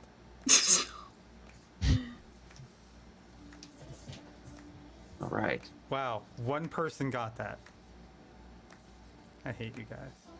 Thank you, Raven. Raven. So yeah, there's you see all the files of the rooms that you were in. You see sequences for the game cabinets. The rest fire you can turn off and on. Game access codes for the cabinet. There's also saved notes, and when you look at them, if you remember the speech that you were given by the hologram of the mysterious woman, there's 2 saved versions that you didn't hear. Well, they're almost the same. There's some the ending points are a little different. When you look at this one, it basically says, don't forget to watch each other's back. There will come a point when you'll need to pick each other up. And then there's a note from S that says, I thought simulacrums were supposed to be copies. I didn't know she could be this sappy, but I like it. I stopped by and made some mild modifications. You're always so grim, I took it upon myself to add something fun to the dungeon's designs. And then you see another caption from another note. The ending of that one is, at least it's not a reality-shattering robot. Back in our day, the world was almost destroyed by a fucking video game. Ooh. And then it says, note from K, you reach out to me from untold distances to proofread your doomsday message. Hope you're doing okay, or okay, all things considered. Maybe leave this out. I know you want to brag, but you also don't. You also want whoever these people might be to believe you. So there's some notes there. And then in the workshop, it basically looks like there was essentially a magical dragon constructed within that workshop. Magic dragon. Yeah, and that magic dragon seems to be housed in the northern area. The doors that are locked, it seems to be housed up there. And then its workshop where it was built is the southern doors. This is Let's go in terrifying. the workshop, and what we should do is build an even badasser dragon to fight the other one. We got this, guys. Well, the dragon was built by someone named Bach. And you also see that the javelin there's no trap on the javelin. The absorb elements. I say we go look in the workshop, and then before we go into those other doors, we take the javelin with us. That sounds like a good plan. We could find some clues in that secret workshop. Maybe we could charge it. Yes. Ooh. I do have If lightning only we to had a pour bard into who it. slung lightning at inappropriate places. You have an artificer that slings lightning. I didn't All right, know. but not in our backs though, because you see that picture over there? Do not tempt me, tiny one. Do I have my metal fans yet? Yeah, your metal fans. I'm pretty sure you said you bought them before we even came here. I think. But you can have monk weapons on you. Egg shens, reflective fans. Well, they don't reflect. But yeah, you can have They fans. reflect They lightning. think they work like daggers. So All right, fuck it. Mm-hmm. Let's go south. I pop a claw and I pick my teeth. meaning you can throw them. All right, so you guys go into the workshop. You do see at one end there's sort of all these parts at the very far end, and a table over here where things are sort of splayed out, and you see a bunch of papers like old school parchment, no data pads or anything like that. And then as you sort of look into these rooms, you can see through the doors that there's sort of computers and like office almost, and then a filing cabinet in one. So if you want, you can either essentially do a group investigation, so 2 people can roll with advantage, and you pick whoever has the highest and investigate, or you can all roll if you want. It's up to you guys as a party to decide. Group roll. Okay, so pick the 2 who have the highest and have them roll with advantage. I have a +3 to investigation. I have a +2. Have a Plus one. +2. Okay, so me or Shelly, pick one. I don't care. I vote I'm gonna go with Motoko. Yeah.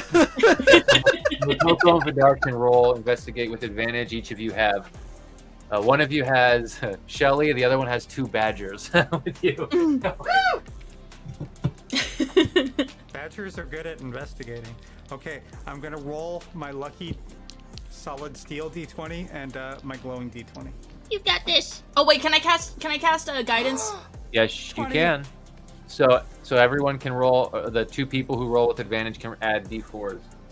Alrighty. I got that 20. Nice. 21. 18 18 plus 3. So now you say natural 25. 20s. Okay. No, I said 21. No, I was 18 talking plus about 3. Motoko. Oh, Yeah. sorry. Okay. So nat 20 and so 25 and a 21. Is that what the totals are? So Yeah. ooh, okay. 25. So you find a bunch of information on this dragon. It's essentially a clockwork dragon that's animated by magic. So there's no like Wi-Fi or hacking it, but there are weaknesses. The metal that it's made out of is sort of outdated, and it is vulnerable to acid. There's Really? another vulnerability, and that's the function. Ooh. Sorry, my Vidar. cat's throwing stuff in my room. You're good. Vidar, as you're sort of looking over the designs that you find for this dragon, you notice that the way the gears and stuff move leaves it vulnerable to essentially mechanically tinker's tools or thieves' tools. You can essentially, instead of like attacking it, you can make a check with those tools and try to make certain parts of the dragon's functionality stop. As you look, it looks like it essentially cuts off its ability to breathe fire. You can see that it essentially pumps like a napalm, has a napalm fire breath. Napalm dragon. Excuse me. It's a great name for a then- metal band. Napalm Like Dragon. that's really good. Yeah. Also, you do find a set of resistances that were built into it, both magically and some of the inner materials that line it. It's resistant to cold, fire, lightning, so it's essentially grounded and all that, and then insulated, and then it's mundane weapons that are not made of adamantine. So essentially, if you're using any weapon that's not magical or not made of adamantine, which Shay, when you won Joust, the weapon you were given, which I think you picked, what is it called? I can't remember. Yeah, sickle. So that counts. That counts as adamantine. And then if you have a magical weapon, that damage will go through. But any piercing, bludgeoning, or slashing that's not those two are essentially it has resistance against, along with cold, fire, and lightning. So elements aren't necessarily the best unless it's specifically acid. And then you do remember that you got I think a oil of acid, so that turns your weapon in. I think adds acid damage to your weapon, and then you found another oil of sharpness, I believe, that turns your weapon essentially into a +3 magic item. So those will help in the fight. Those will be essential. You also had fire resistance potions that look like they're going to be useful, and because you saved them all. And yeah, those oils can be used on a clip for your gun, but it only essentially lasts a minute or until that clip is gone. So you can do a minute on a weapon, or is it a minute or an hour? Hold on, look up the oil real quick. If you have it on when you have it on your sheets, you can look at it, but I can't remember if you guys actually have it on your sheet or not. I have oil of sharpness. Clear gelatinous oil sparkles with tiny, ultra thin silver shards. Coat 1 slashing or piercing weapon, or up to 5 pieces of slashing or piercing ammunition. It takes 1 minute to apply for 1 hour. Okay, so you'll have it for... Yeah.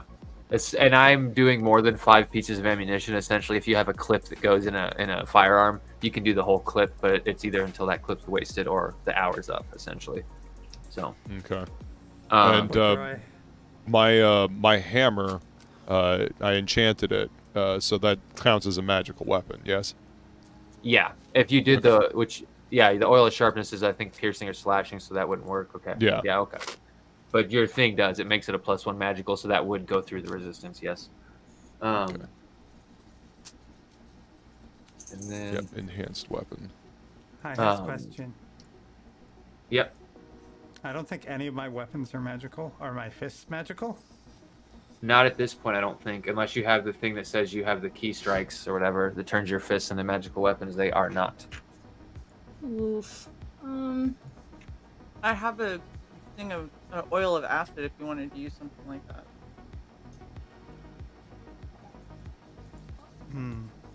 I've got my spiritual weapon, which is a spell cast weapon. Does that count as magic?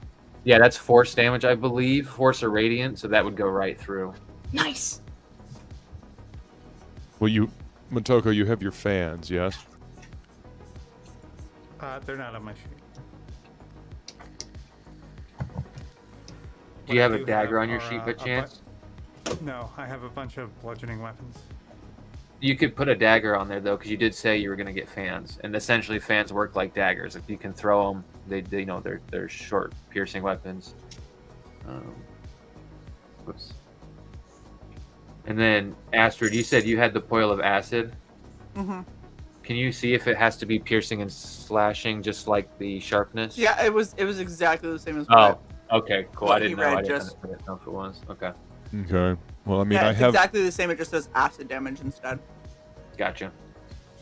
I have my hammer is magical.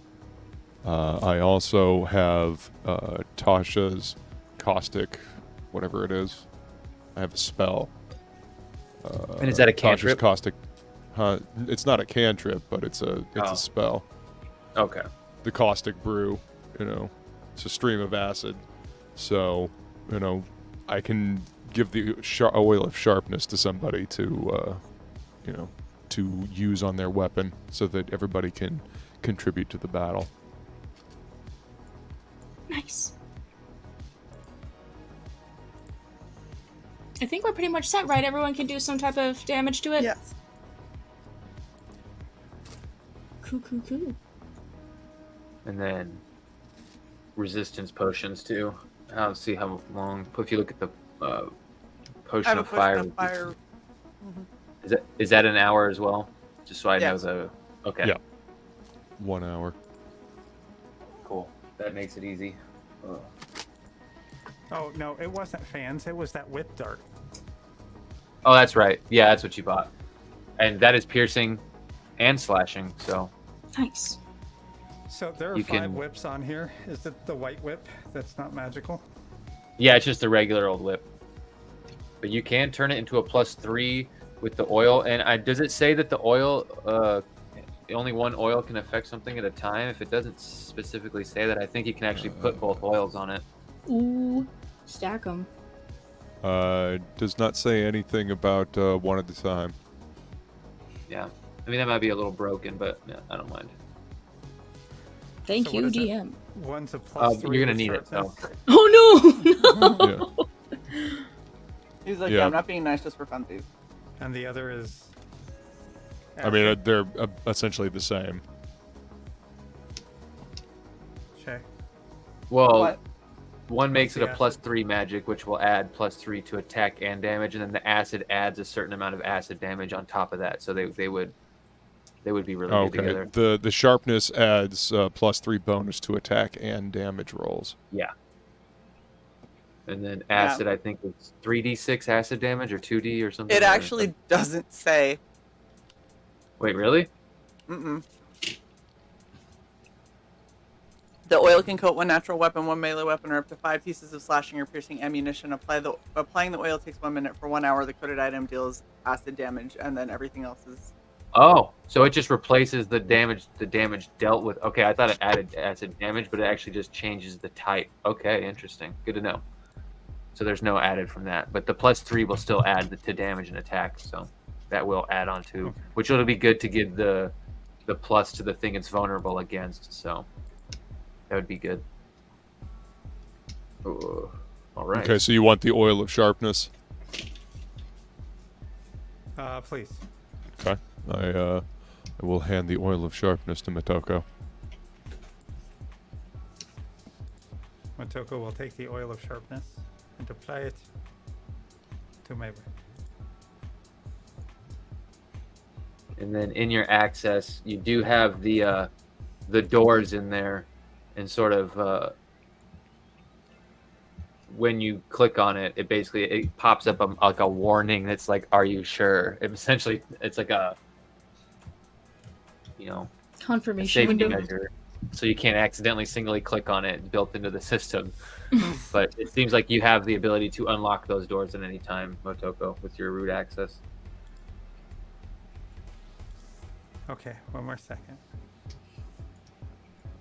Just reviewing my sheet to make sure that we're ready for this.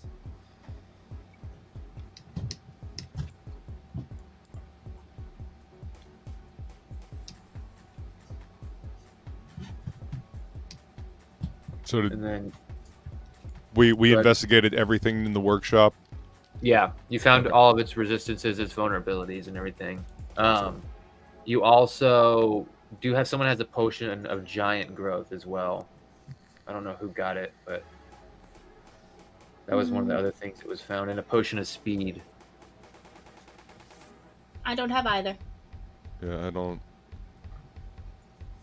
I think Motoko has the speed.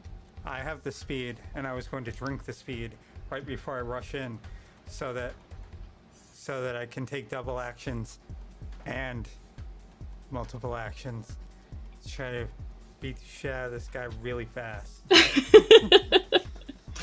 Yeah. And remember, when you hit with your fists, if you do the key thing to do your flurry of blows, that's with your unarmed strikes. So those will be bludgeoning with non-magical, just so you're aware. Can I put the potion of sharpness on my fists? No. Bludgeoning. So who has the potion of giant growth? That's the last thing we kind of need to figure out. I think everyone else has all the items that were found. Not it. You don't want to drink the potion growth and then shape change? No, I'm That would saying be I don't great. have it. I don't. Oh. Have it. Yeah. At least it's not on my sheet. It's So yeah, not it on must my have sheet. not gotten added. I can add it to someone's sheet, whoever wants to use it. Shay's gonna. Shay, you want to drink it? Sure. Yeah, let's give it to Shay then. Am I Alright, am I'll I get- still a badger, by the way? Like, how long has it been? Is it an hour past? No, not yet. No. It's better that it hasn't though, so you don't have to waste another spell slot. To Right. So retrieve if I drink it now, I'll just be a gigantic badger. Yep. Sweet. I'll be a giant badger. Kaiju Oh, sure. badger. Giant growth. Yeah, you'll be a gargantuan badger or whatever. Well, fuck. Okay. Hey, you'll be our tank.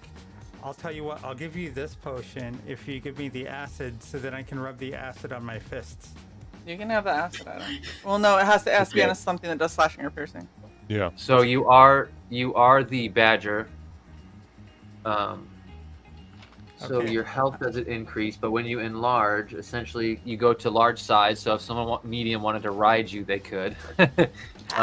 Oh, Shelly, you want to ride? Let's go! scurry up like a kid. So I you'll have figured advantage after- on strength checks, Okay. strength saving throws, Okay. and your weapons grow to match the size. So essentially, on your damage, any damage you do with your badger form, you gain an extra D4 in the damage for being Okay. bigger. So that's what you gain. Advantage on Okay. strength stuff, and then 1d4 extra damage. So just so you're aware. And I want to get all this stuff out of the way so it doesn't pop up while we're fighting. But still, well, you. Also, can Yeah, I give- probably, but Yes. at least can I give said Astrid it. the fire resistance potion since she's a big target. Yeah, yeah. I have the fire resistance. Everyone has I have one. Oh, my Yeah. bad. Yeah. Yeah. Yeah, I will. I Um, will go ahead and drink my potion of fire resistance before we go in. All right. So I think we're good to go. So would you like to pop the doors open and see what's inside? Sure. All right. So as you look, you see there's actually a large room with five. Sorry, I can't count. 5 dragon statues Oh, in here. that's a lot. 5, you say? Yep. I thought there was one. You guys friends now? And as you step in, you notice that root access has been removed and the door is locked behind you. You could still attempt to hack root access if you wanted to. It would just actually be a skill now, a skill check. But the door is sort of shut and locked. I would like to do another initiative check just to see. It'll probably be similar to the last the last results, but I do want to give people a chance to get higher up and everything. Please and thank you. Nat 20. Oh! 8 plus 0, so that's an 8. 6, 24. Woohoo! Sorry again, Luke. Eh. It's totally not exactly like last season. 20 what and 24? So I guess it's Motoko 24. first. Okay. Yeah, 26 and 24. Heard. The other ones, I got a At least I have 2. a plus 11 this time. Mhm. Shelly at 2, Astrid 19. 19. Hell yeah. Great job, babe. All right. So as you guys sort of walk in and the door's shut, I'll give you, each sort of a turn to do something before things go off. So just let me know. We can go in order if we want. But Motoko, if you're not exactly sure, anyone can pop up. But where do you want to be placed in the room? Do you want to investigate anything to see like which one might be the one that you're supposed to fight? If maybe there's multiple ones you have to fight, or anything like that, any traps, anything you want to do in this one turn. I'm going to communicate with Vidar that the plan is to disable the breath weapon first and if you need more tinkering tools, let me know because I have some too. Let's see. Do Smith's tools count? It's smith tools and tinkering tools, but you should have tinkering tools as an Yeah, I don't- artificer. Yeah. And you I could don't- you guys I don't already see walked them in. on my sheet.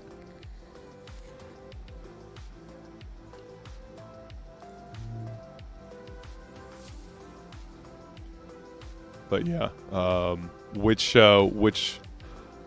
dragon do we think that this is? I Oh, don't yeah. know, I'm holding. As an artificer, you get to pick what your tools are. So you could have switched them to tinkering before you came in here. Okay. Well, since I read the schematics but the Smith's tools work as well, right? Is that what you said? No, they don't. Okay, well... It's just tinkering and thieves' tools. Okay. Can I have switched them to tinkering since I read the Yeah, schematic? that's what I said. Yeah, Okay. you would have seen that and been able to take the time to switch them before you came in here. Then that is what I will do. Which one do we think is the likely culprit? Can I do a check? Can I do a visual check for the one to the left of us, the closest one to the left of us? Yeah, you don't want to move any. You just want to look at it. Yep, I'm squinting. I'm pretty close. I'm squinting. Okay, go ahead and give me a perception check. Perception check. I used the digital dice. I'm sorry. I rolled a 1. That looks like a statue. Have we learned nothing? I like that it does the math for me. I know. I do it all the time. Okay, who else? I'm gonna check the middle. Just looking, or are you actually going to walk up and investigate? I will get 15 feet away. Okay.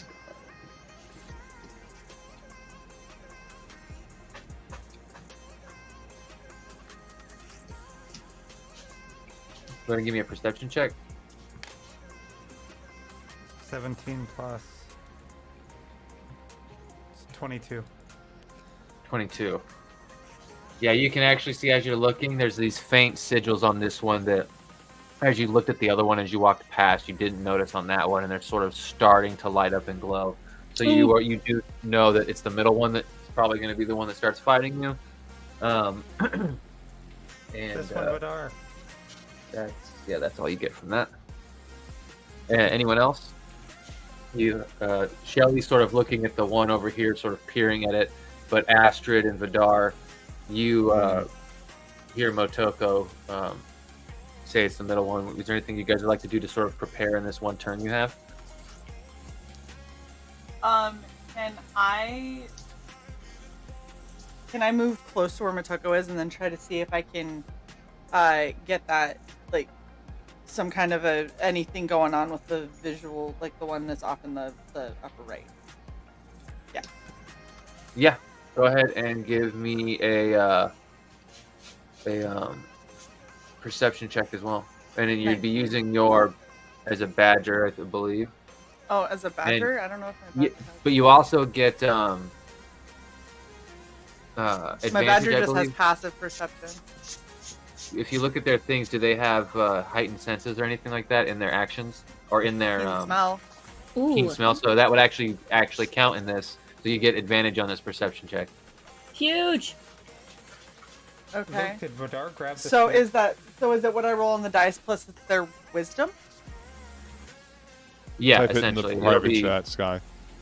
Alright, so that was 17 and 17. And you said I do the 4 too? Is that part of it? No, so you would roll 2d20 and then add their wisdom. That's what you get. Oh, 2d20 and so 22. 22. Good. You actually okay. So, with that and being that it's smell, you can actually sort of see these little sort of holes on the base of these 4 statues that you don't notice on the middle one, and they have a very potent smell coming from them that you also do kind of smell coming from the middle one as well. But there's no sort of ports on the foundation that it's standing on. But it looks like that might be.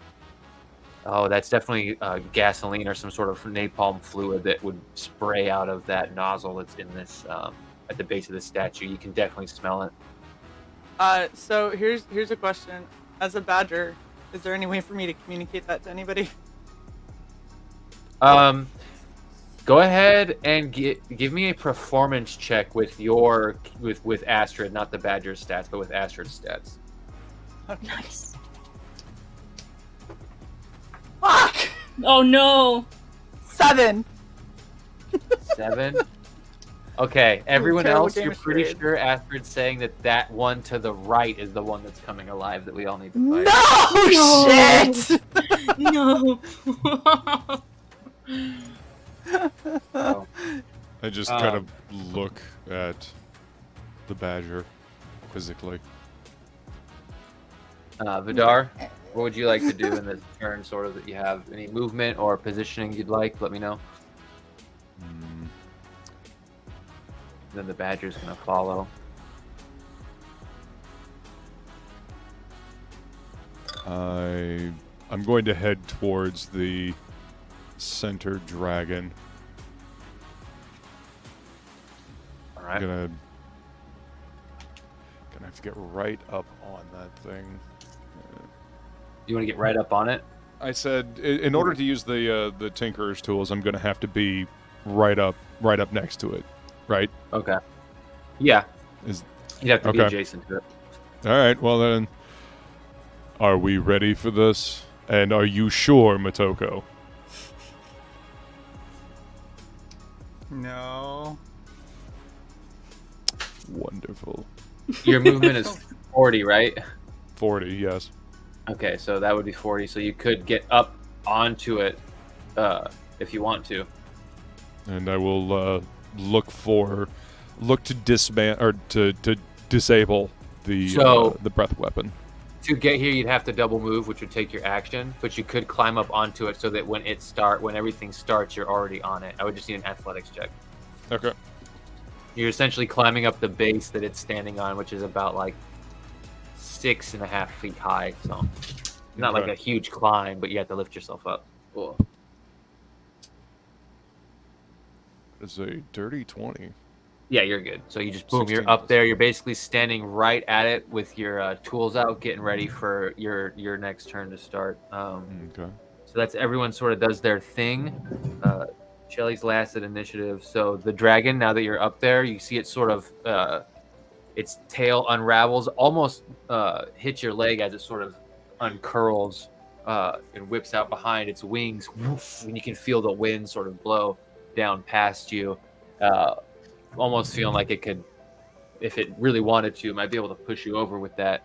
And then it's sort of like its head looks down and sees you on the platform, and then its legs sort of come from the statue stance down and sort of on either side of you as its head sort of gets low. But it's not its turn. At the start of initiative is Motoko, but it has woken up. If I did not drink my potion last round, then I drink it now. You guys did say that you were drinking everything and applying before, so you don't have to waste economy doing that. Okay. I'm going to attack. All right, so what's the reach on your whip? 10 feet, right? Yep, I move within 10 feet and attack. All right, so it's on a little 6-foot platform. Oh my god. So they're not locked. I need to lock those. No, I scared them all. They move back. Yeah, you scare. Yeah, I cast scare. All right. Bye. 4 dragons retreat. Yeah. We'll say right here, since it's bent down, looking at Vidar is enough to sort of whip up and hit it. It's just the edge of your reach. Go ahead and make your attack, your 2 attacks, because you have speed. Yeah.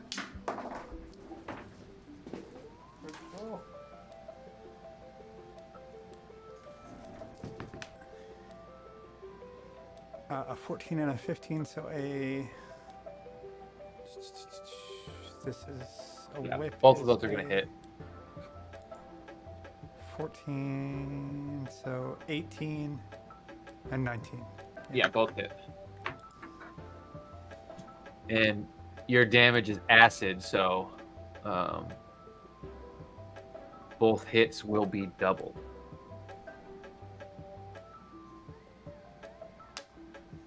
Nice. Wow. 4 and 4. So 8 and 8. No.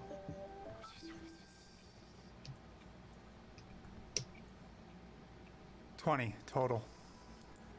For both? Yeah. Okay, and then that's gonna double them, so that's 40 total. Or did you already double it? No. I already doubled. Oh, okay, just want to make sure. Cool. So that's 20 it's total. 1d4 plus 1. I rolled a 4 for each time, so 5. Oh, I forgot to add the plus 3. Yep. So that's 16 and 16, so 32. 16, so 32. Goes right through the armor. You notice that as you're rope dagger whips out. There's this like streak of acid in the air that's magical and sort of disintegrates. Never really hits the ground, and it lashes like almost like an X across the side of the dragon's copper face. And it was looking at Vidar, but its head tilts and turns to you as it can almost like sense that it's vulnerable to this damage. It has some sort of arcane sentience to it. And then those are just a little bit of your movement and 2 attacks. Because your speed, you still have your bonus action if you'd like to, like patient defense or get some extra movement and do something crazy, or you can hold and pass. I'm gonna hold my bonus action in case I need patient defense, because I don't want to spend the key if I don't have to. Good. That's a perfect way to hold an action. All right, so that will be Vidar next. Now that you're up there and it's looking right at you, and you can sort of see in its mouth, or like under its jowl, as it sort of was looking at you with its mouth open. You got a good look inside, and as it turns, it's almost got these like copper gills or armor plating that are opening and shutting. You feel like if you made a high enough check, you could get your hand in there for a moment and possibly start the procedure to disabling its fire breath. Well, let's go ahead, and that's what I came here for. So let's disable the fire breath. So this is an action. So I'm gonna need your first tinkering check, which is essentially tinkering tools. So you're proficient with it. So it'll be a D20 plus your proficiency plus your intelligence modifier. Can I cast guidance? So, you're too far away. I think it's a touch. Darn it. all right, so hang on, I'm gonna write this down.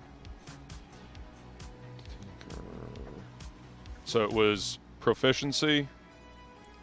So D20 plus proficiency plus what? Intelligence modifier? Yep. Okay. All right. So D20 plus 5.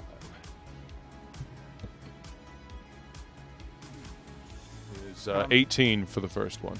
Nice. All right. Hey, Woodrow, I just have a 18. quick Mm-hmm. question. So it's a 13 plus 5. it's a skill Thought you're challenge. very quiet again. Okay. Thank Skill challenge. You have 1 success, then the DC doesn't change because 18's not a failure. So yeah, you get your hand in there for a few moments, and you can feel that you've definitely disengaged one tube, and you feel like there's a little bit more to it. It's got some, like, you could still spray out of that tube, and some of the mechanics are still there to light it. So it's not fully disabled, but you've started the process, and that's your action. You still have movement and bonus. Let's see. I got for bonus actions. Okay. Well, bonus is not really all that useful right now.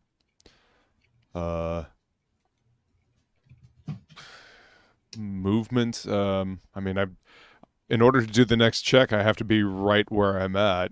Is there any part, like, if it decides to like get up and move off of this dais, is there any place that I could latch onto it so I can stay where I need to be?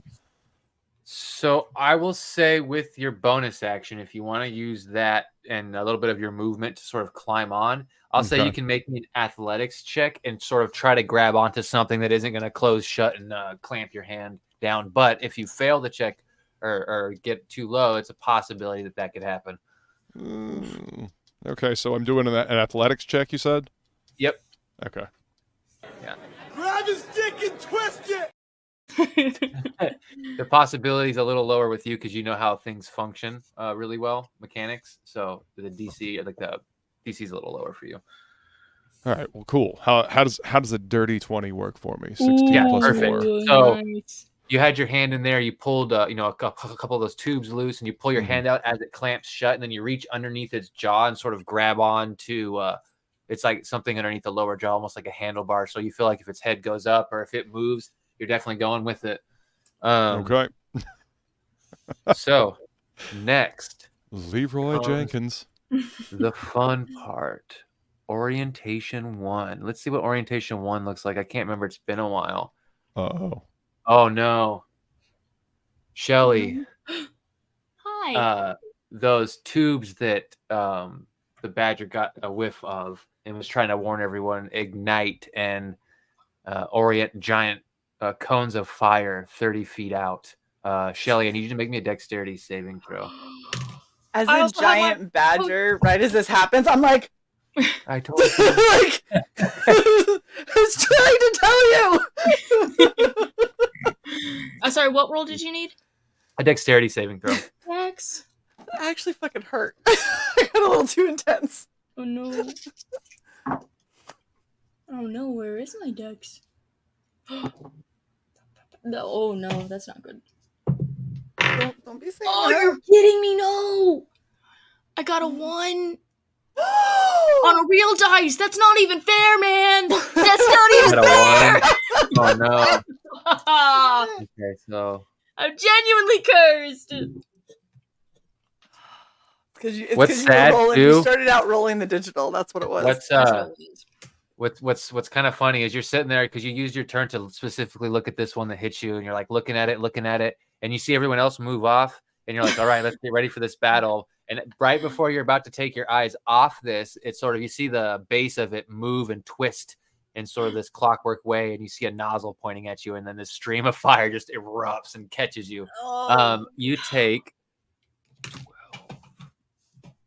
17 fire damage, so your shield's gone, and you'll take 2 carryover fire damage, but you only take 1 of that because of the resistance.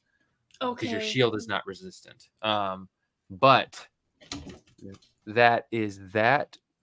So the fire goes away, and a little bit of it is left on the ground burning for a moment, but it seems like this napalm it's not real napalm, it's just sort of like flash fire, but it definitely hurts.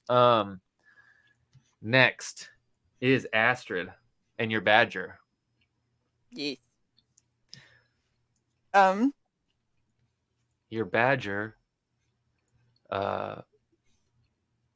would you like to control or would you like me to? I usually ask before I start taking control of people's. Go ahead and control him. Summoned. Okay, you sure?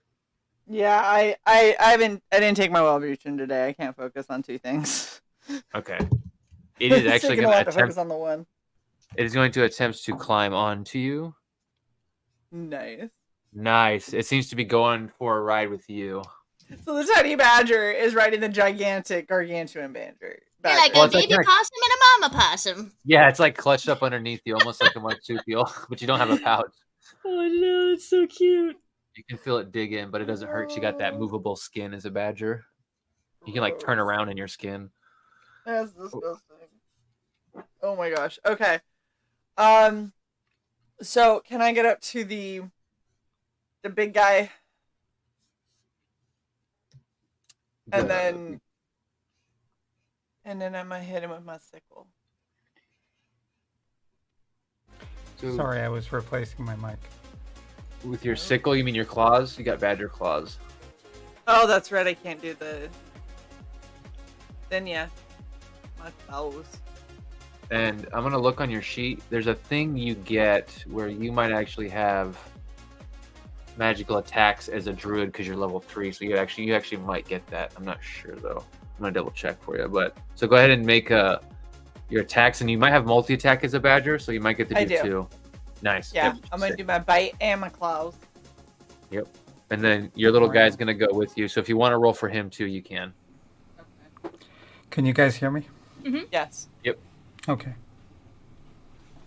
So second mic active. The bite was a 7. To hit is gonna miss. Yeah. God. Yeah. And the other one is a 6. A 6? How much do you roll for my badger? And is that you roll? Are you using the digital dice? No. Oh dang! And you're adding your modifier? It just Yeah. seems so low. That was me adding. So low. That was me adding. I got a 4 and a 3 on the dice. So. Oh, the badger got an 18 on the die, so that will hit with the plus. So you can hit with the badger's bite attack or claw, whichever's higher, but it misses with its other. So 1d6 or 2d4? 2d4. No, wait. Yeah. I mean, 2d4 technically has a higher potential, but It is. also... Okay. Fuck it, we're just gonna trust the digital dice for this. Oh, we got 6. Plus 1, so 7. 7, so 3 goes through. And that's slashing damage. 6 hurt. So as you're trying to attack it, you just can't get through the copper, but the badger comes out and slices actually some tubing on its chest. And it sort of seems to like move in a weird way for a moment and right itself. So the little badger got something as it was moving around and you were attacking. He's like, I got you, mama! So there's that. And then Astrid's badgers. Now comes the dragon's turn. So it's sort of looking around at everyone. And it is actually, now that there's 2 people sort of up on this dais with it, before it steps back, or before it becomes technically its turn or whatever, at the end of Astrid's turn, it's going to use its legendary action. And I need the people on the dais. So the badger's on you. So I'm going to give it advantage. I'm going to roll for it. But I need a dexterity saving throw as it starts to beat its wings and try and push you guys off the little dais. Okay, we're not rolling this dice anymore. Oh, no. 18. 18 for the dex. Right. I got a 1. A 1? A 1. So you get pushed just off the dais. Little badger falls off and is up there. And then Vidar, you're up on the dais still. I thought I latched onto the dragon. Oh, that's right, you did. So that would mean you didn't get pushed off the dragon with the strength. You made your strength, so you're actually attached to it. Oh, so since you're attached to it, where would you like to be on what side? I'll let you determine what side you're on. You want to be on here over here with Shelly, or more on a flanking side, or with your allies on this flanking side? All right. So right here. Boom. There. Now you and Motoko are technically kind of flanking it. Can you let me know before the end of this turn thing? Before the end of the round, it's going to be the dragon's turn then. So after Shelly goes, it'll be the end of like initiative. So we've still got. It is going to, now that you use its legendary action to move, its turn technically starts, and it's going to make its 2 attacks. So now that it's here within range of almost everybody, it is. I have the tail, so that's only legendary, and it's 1. So it's going to actually rear back, and before it's taken away, you can see where your hand is held starts to get a little hot, but not damaging you, as it begins to breathe fire in a cone that's going to hit Motoko, Astrid, and the badger. So from you guys, I need a dexterity saving throw. Going with the big one. So now can I dodge? Will that help at all? So that's for attacks. You actually know patient defense wouldn't help, so it would, it wouldn't help you on this necessarily. Fuck this dice too. Oh no. Sorry. Did you say it was dex? Yeah, dexterity saving throw. Okay. 5. All right. 23. What was that? 23. 23. So you take half. So that half death. Gotcha. Oh, good. I rolled low. That's 3, goodness. 6, 7, 8, 9, 10, 11. So, sorry, Shay, you take. I just forgot what I said. It's right there on 11. The ground now. 11 fire damage, and then you would take half that at 5 while we're on down for that. Oh. And our 10 hit points were how much? 15? 15, yep. Okay. So that's its turn. So now it's Shelly's. I live. Okay, I want to cast spiritual weapon. Nice. I'm going to make your spiritual weapon just like the badger. I'm just going to copy the badger and paste it. Where would you like it to spawn? I'd like for it to spawn just below the blue token. Just below Vidar, right here? Yeah. All right. And as a bonus action of casting that spell, you get to make a free an attack with it. So perfect. I'm gonna swing. Oh, Swing and a miss. I gotta roll to hit first. and it's gonna be a D20 plus your wisdom and your proficiency. Okay. Let's say 19. That's gonna hit. Hey, let's go. And then roll for damage. Oop. You want to use your first? Do you want to use the first one you rolled? Yeah, could I? The 6? Yeah. That'd be great, thank you. So 42. Okay, yeah. There we go. Boom. And then you still have your movement and an action. So that was your bonus action. So if you want to like attack it with your hammer or shoot it with a gun just to get some extra damage on there, you can. Or cast another cantrip. You can cast a cantrip as well if you want to hit it with magical damage. Can't I throw a magic bean at it? Do you? Yeah, you can. I think. How much does the damage do? Because I think it's fire, and you do know that it has resistance to fire. Oh, well then never mind. Yeah, it does say fire. Never mind. On second thought. Yeah. There's explosive beans. I just thought, beans explode. That's fun. I don't have my gun in my inventory anymore. The cool one that I got. I did not end up giving that to Vidar. No, you still have it. Yeah, it's not in my. Is it? I don't see it now. It might have. I don't know. It may have. It despawned. Yeah, it despawned. No, I may have accidentally hit delete when you said you're giving it to Vidar. I didn't think I did, but I may have. Yeah, it despawned. Yeah, I did. Okay. Oh, okay. So it's a D10, and you are proficient with the type of firearm it is. So it's going to be Dex plus your proficiency, and it does a D10 of force damage plus your Dex. My Dex. I'm adding it now. But... Okay, cool. My Dex is a big old goose egg. Okay. It's a D10 and a D10. What's a D10 look like again? This one? Aha. Nope, it's a 12. 10 for diamond. Okay. It is back on there. Thank you, my friend. And I would like to roll to hit. Yep. I roll to shoot. I get a 10. Do I add anything to that? Yeah, I think it's plus your proficiencies. So 2, because you said your Dex is 0. Mm-hmm. So I believe that's a 12. So that's actually going to miss. Makes sense. But you notice as you're taking aim with it, you're like, I wonder how this thing works. And you shoot, and you notice you're aiming between like some ribs and parts and mechanisms that are moving, and you can see the wall behind it. There's sort of like this little arcane explosion that goes off on the wall. It's like an invisible arcane explosion, but you can see the damage that happens as it just like blows a little tiny chunk out of the wall that's force damage. Whoopsie. So I think it goes up to 90 feet. Something like that. So, and then it is the end of initiative. Going back to the top, if there's anything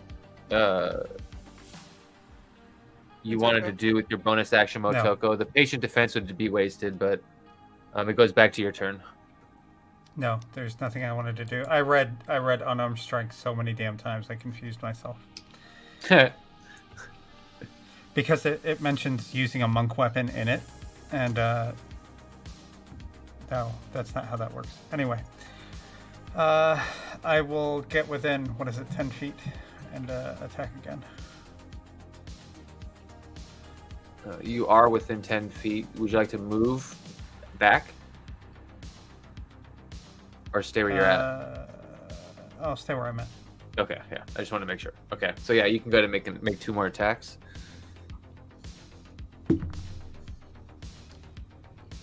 14, 17. Sorry, 1 second. Scroll up. 18. It's an 18 to hit. 18 is going to hit. No, Nice. I'm sorry. It's 21 to hit. 13 plus 3 plus 3 is 19. 19 is gonna hit. Okay. Nice. So 1d4. A 3 plus 1 is 4. Plus 3 is 7. Doubled is 14 for the first hit. Okay, 14 for the first hit. Also, Shay, add 5 health to your badger form. When you took that 11 fire damage, or you can get 5 hit points back because you have the fire resistance potion you guys drink. Oh, right. Okay, so No, we both forgot about that. we did. Actually, she took 11, so would she drop that down to 5 damage instead? So take 6 back? Yeah, it takes 6 back, and then you would also have taken another half, so the 5 you would have taken would have turned to 2. So I'm at 8. Thank you. Yep. Exact same roll, so another 14. All right, so 14 and 14 is 28. Ooh. All right. You guys definitely have stacked some damage onto this bad boy now.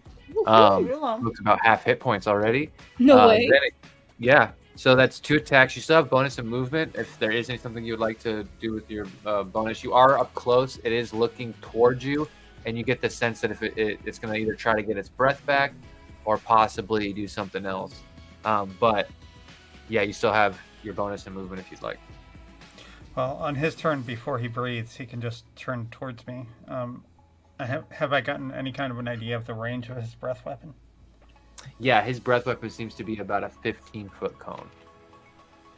Yeah, but if I move out of his thing, then attack of opportunity, right? Yeah, if you move up to, so his longest reach is 5 feet. So yeah, if you step away 5 feet from him, he'll get an attack of opportunity on you. Can I disengage and move? Is disengage part of your bonus action as a monk? I think you have to spend a key point to do it, but you could do it. Yeah, I can step of the wind and do it. Yep, then yeah. Then I will do that. Okay, so yeah, you can step of the wind and get away. How far away would you like to go? I would like to move clockwise around the side of him until I am 15 feet away. Yeah. That way, if he's going to turn towards me, at least it's saving everyone else. Heard. All right. And now you're making to make choices. At the end of your turn, Vidar. Vidar. He is going to use his legendary action to tail attack you as he's turning to watch Motoko run. Nat 20. Ooh. All right. Here we go. This is going to be painful. So 20 plus.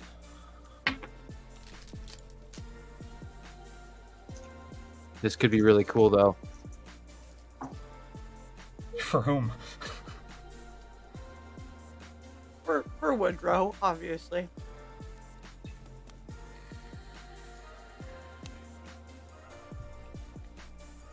$32. All right. Right. Yeah. So this could hurt. So it's gonna be 32 damage. You soak 15 of it with your shield, Vidar.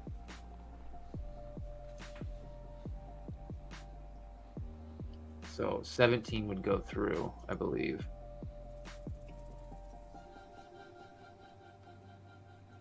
Is Vidar is he around? Oh, you're muted. Yeah. Yeah, sorry, I was crunching on things. I didn't feel like crunching in everybody's ear. Yeah, no, yes. We appreciate it. Yeah, you're welcome. So yes, you got hit for a total of 32, but your shield should soak 15, so about 17 should go through. And then I need you to make me a strength saving throw. What are you doing? Stop attacking my dice. Tell everybody why you're attacking the dice. Not me! Not me! Goes for you too. Oh my goodness. 17 for the strength saving throw. 15 plus 2. 17. So this is the stuff of legend right here. So the tail turns to try and take Vidar out and knock him flat on his ass, but he takes the damage, and instead of letting the tail continue to turn, grabs the tail and stops it, and sort of stops the movement of the Clockwork Dragon for a moment before it pulls its tail away from Vidar. But it doesn't knock him down. It just Vidar takes it to the chest and stops the movement of the dragon with his power armor. And that was the end of Motoko's turn. So it is actually your turn after that, Vidar. Okay. And you're still sort of right up on it, essentially. Yeah, I clung on. So yeah, go ahead and do the next skill check to disable the breath weapon. All right. So now you sort of grabbed some tubes out of its mouth, and now as you got moved around and hit with whipped with its tail, it wasn't able to knock you off. You sort of see on the top of its neck area in the back part where you are now more of those plates opening and moving, and you can see the gears that are sort of pumping the fuel. Go ahead and make me another Tinker Tools check if you want. Okay.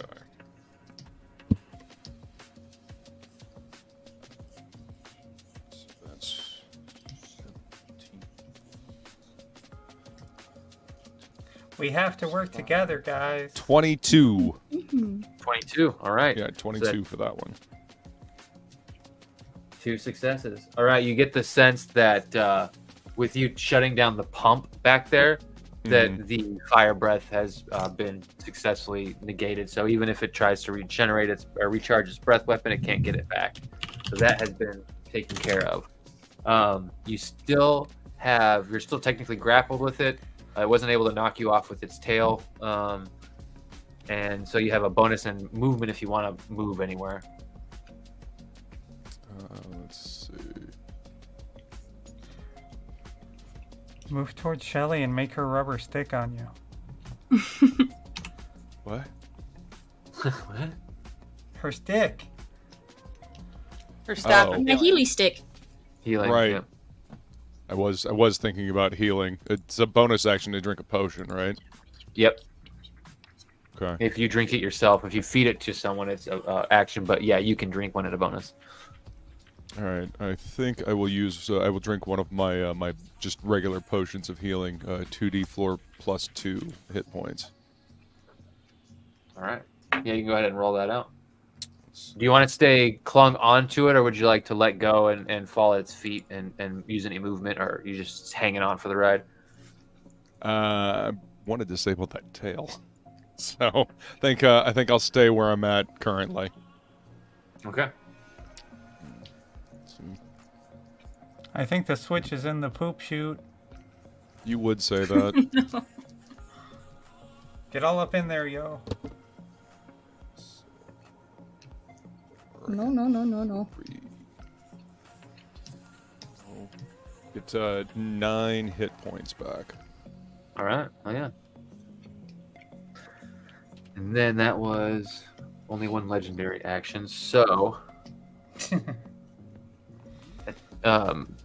you said you're staying on there. So yeah, at the end of your turn, it is going to.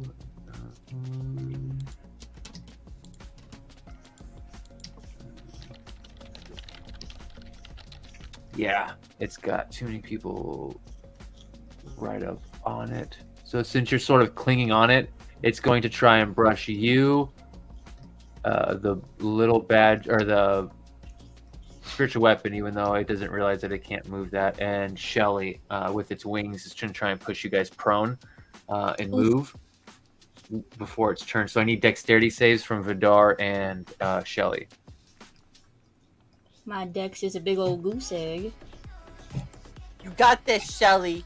Thank you. I've lost my dice. do it. Oh, please. So 14 on this dex save.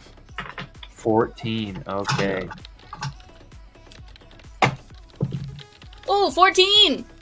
You guys both save. So you take no damage and you're not knocked prone, which means the spiritual weapon, I'll say it does, even though I don't think it actually does, but I like to rule that it does. Your spiritual weapon is an attack of opportunity, and so can you, Vidar. If you... Oh, no, you said you're staying on it. So Yeah. you're going for a ride then. 5, 10, 15, 20, 5, 30, 35, 40. Boom. Go up to... Oh, it's only half, so it's actually going to stop here. Wait, And then... did he just move out of my attack range? You are 15 feet away. Your rope is 10 feet reach. Yeah, I just thought he moved into and then out of my attack. Oh, no, you're right. He did. He would have because he's... let's see. If he's 15... No, technically he's flying. So he's moving half his fly speed. So he kind of goes up into the air about 15 and back. So he is out of the reach of your whip when he moves. But he does take Vidar with him, and the Badger gets an attack, or the spiritual weapon gets an attack from Shelly. Oh.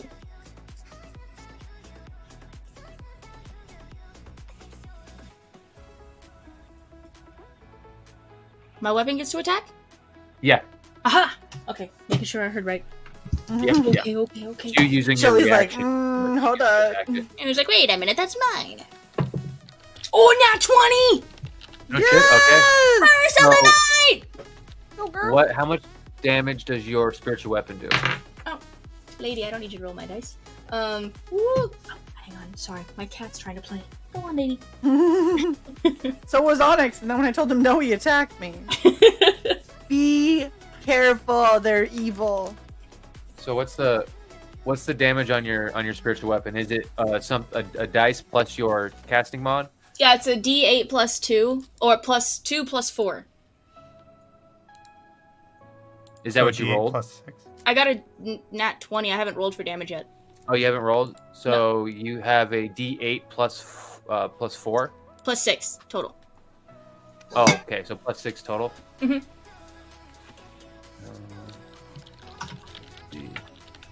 So 8 plus 6 is going to be 14. Right? Because you get max damage from a crit Nice. for the first little bit. It's going to be the die plus whatever that. So that's, you said 6 plus 8, so 14. Now you get to roll that D8 and add the modifier again. Ooh, I rolled the D8 and I got a 6 plus 6 would be 12.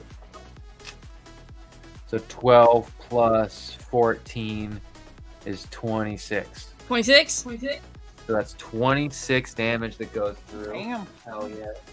Nice. What does your spiritual weapon look like, by the way? Is it another hammer, right? Or Yeah, it's a is it giant something hammer. It's just the giant. It's the thing that they use at the doctor's office to like bang on people's knees. else? Okay, so you got that. Okay, I didn't know if it mimics your actual weapon or not. I wasn't sure. Yeah, So okay. reflex hammer.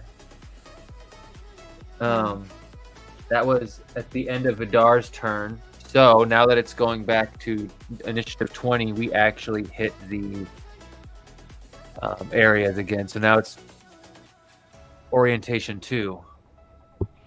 I need Astrid and Motoko to make me dexterity saving throws. 18 plus... 24. 12 and 24. So the 24 is going to get half and then halved again because of the resistance. And then the 12 is just going to get half from resistance. So that is 8. This 13. So 6 to the Shay's Badger form of fire damage because of the resistance. And then 3 to Motoko from making the save and having resistance. Awesome. Woohoo. All right. So there's that. That is orientation 2. And then that is count 20 again. So we under count 20. Next is actually Astrid. Let's go, Astrid. Oh, yeah, we're just gonna get up on him and do our multi-attack again, because Chinchilla I'm about to strike. die out of this form, so... And you get to roll 1 damage for your Badger form. And then you roll up with your extra D4 damage to make 2 attacks as well. And you actually are flanking with Vidar. So you have advantage on these attacks. You're in the perfect flank, so you actually get the flanking bonus. You're welcome. Okay, I'm sorry. You threw so much at me at once. What am I rolling? 2d20, you have advantage. Okay. And you get to add the d4 to your damage because of your size. And I get to add a d4.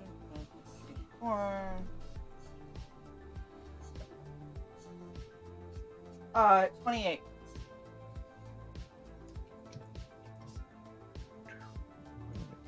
$28 for the first attack. Mm-hmm. So you're gonna make another one as your badger as well.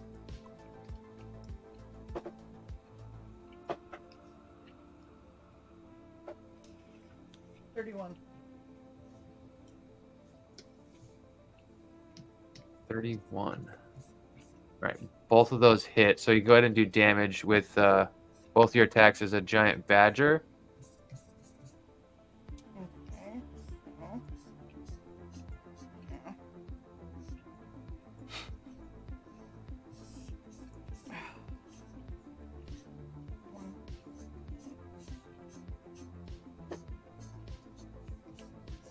All right, so 7 piercing, and then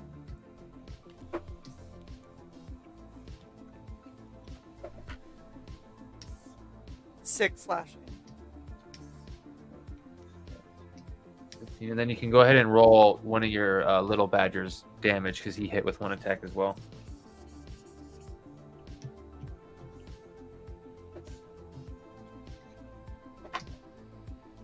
This little guy 5 slashing. 5 slashing, so that's 20 total. So those are all reduced because of the thing. So that's 10 total. Nice, 106. Okay. Next in action is the dragon's turn. Let's see. He can't do any of those, so he has to go back to his turn. He can't recharge. So now he's going to go right to his multi-attack. He's going to see Astrid and reach back with a claw and then swing around and try and bite Vidar hanging on him. But since you're grappling, it doesn't affect the damage. So because it's got a long neck, it's not going to have to take disadvantage. You are just grappling it. Or grappled onto it, I should say. So that is 2 attacks from it. A 1 on the claw, so that's not going to hit Shay's form, but an 18 on the bite as its neck rears around and tries to bite Vidar for pulling out its breath weaponry. And so that is a d10 plus 4, so bam. 9 piercing damage comes through. Okay. It takes your health potion you just drank away. Yep. I'm glad I drank that health potion, though. Yeah. Okay. Whoops. So that's actually its turn. Hey, stick lady. It's movement anyway. Yeah, some Time for people me to do laugh. my thing. And it's being at 106 damage. It's actually going to try to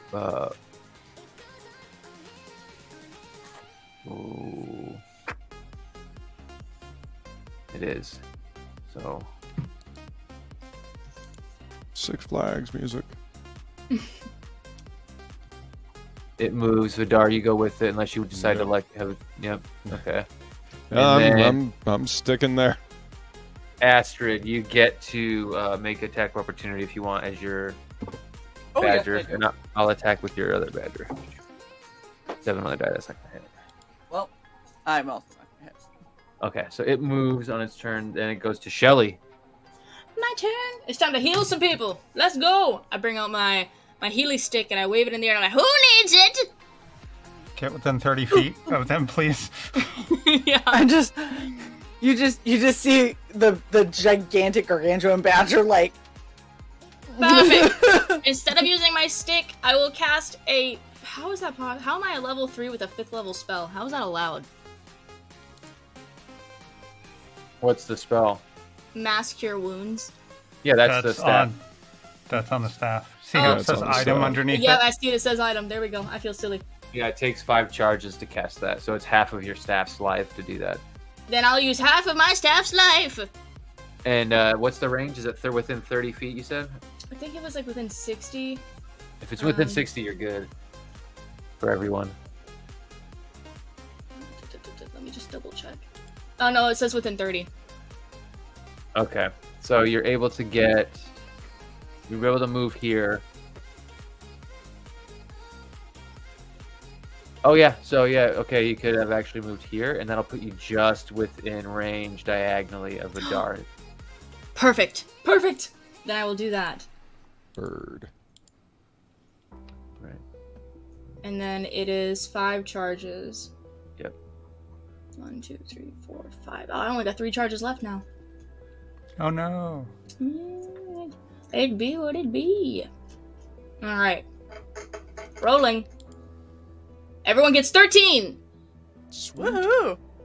Nice. Yeah, that's no little deal. That's good. Oh, I Back also to full life. My badger only has 13 HP. And you can see that the machinery of this dragon is sort of starting to fall apart as it sort of lands back there with Vidar on it. You can see Vidar's been moving around, just pulling different pieces off it, sort of, and then as it lands, things sort of clink and clutter to the ground. He's scrapping it. I feel like Vidar is just like sitting there, like he's holding on to like a bucking brook and just being like, we don't need this, we don't need that, we don't need this piece. This looks like it might be important. Yeah. And he's tried to I don't blow like him how off this one's with looking at wings. me. He's hit him off with his tail, and it hasn't worked. So, let's see. Shelly. So, Motoko, you're next. Okay.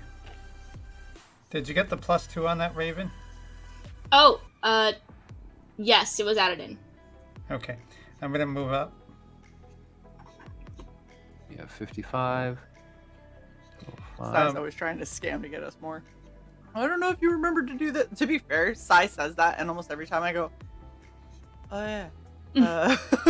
All right, Okay. so Always good to check. Real quick, the last pattern was like a plus sign, right? kind of, yeah. So the next pattern will be like an X, right? You're not sure. You have no idea what the next pattern's going to be.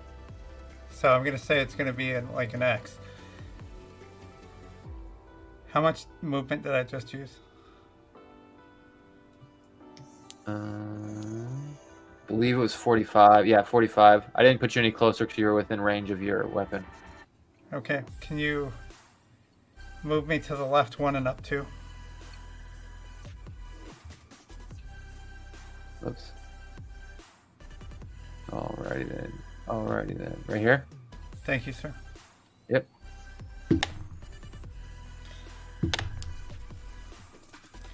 15, 18, 20 or 21. It doesn't matter. Yeah, both of those hit. That was only one. It's either 20 or 21. And then 16. Well, what are you rolling twice for? 2 attacks. Okay. Yeah, you get 2 attacks, but you're only rolling 1 die on those attacks, right? Yes. Okay. When you said 21 or 22, I didn't know if you were rolling with like advantage or something. So both I both forget of those what are, my bonus is. I just remember the +3 from the other thing. Yeah, so you hit with both of them, but with its health, instead of rolling damage, where would you like to, or how would you like to essentially finish this thing off with your rope dagger? Or finish it off with your rope dagger. You guys essentially are able to finish it off as a team, but you're first to go. Oh my gosh, coordinated attack. I'd like to kind of get under his chin and use the dart at the end of my whip to go up through the bottom of his jaw and out the top of his head. Ooh. So it's a really big creature. You don't really have the distance to do that unless you mean like, are you trying to just throw it straight up through, or like with the range, or are you trying to like push it through? Could Giant Badger throw Motoko? Well, if I have to jump, I'll jump. I have a pretty decent jump, but the point is like just up through the top of his, or up through the bottom of the jaw. I didn't know if you're trying to like uppercut finish it or if you're throwing the dagger. I just want to make sure. So The point of the whip. The dart at the end of the whip. Yeah. You throw the whip up, and it goes puncturing through the bottom, out the top, and sort of as it starts to hook around, you sort of yank it to where it sort of becomes taut, and it pulls the head down right there in front of Vidar. Vidar, what would you like to do as the head sort of gets wrenched down and it's sort of it's all falling apart, kind of as you've been pulling different pieces out, and you have this face right in front of you presented in this moment? I smash it with a hammer. You and Shelly should hammer from opposite directions and just flatten it into a fucking can. Oh my gosh, like Looney Tunes it. Yeah. So suddenly, Hammer Smashed Face starts playing in the background. Astrid, do you want to stay a badger as the group finishes it, or would you like to drop your form and do something? I'm staying as a fucking badger. I fought this whole bitch as a badger. Okay. So as the I'm just head gonna is bite pulled, his big toe. Yeah, well, as the head is being pulled down and the hammers are about to connect, the badger sort of runs underneath and starts like biting at the toes and pulling off gears and climbing up in, and the other badger sort of follows. And then the spiritual weapon comes up floating above the dragon as the two hammers sort of meet on either sides of the head, sort of flattening the bottom jaw into almost like an axe blade as it sort of spews out some of the rest of the fuel that was in there and kind of ignites a little bit and creates this almost like firework display as you guys smash the hammers together, ignited by the sparks that makes.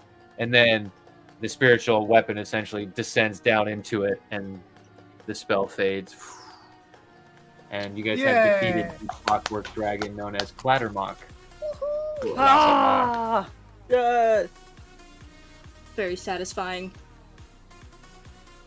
And then before the calm sort of rests back to the room, Motoko, you actually notice something as you gain root access back in the quote-unquote death of this dragon construct.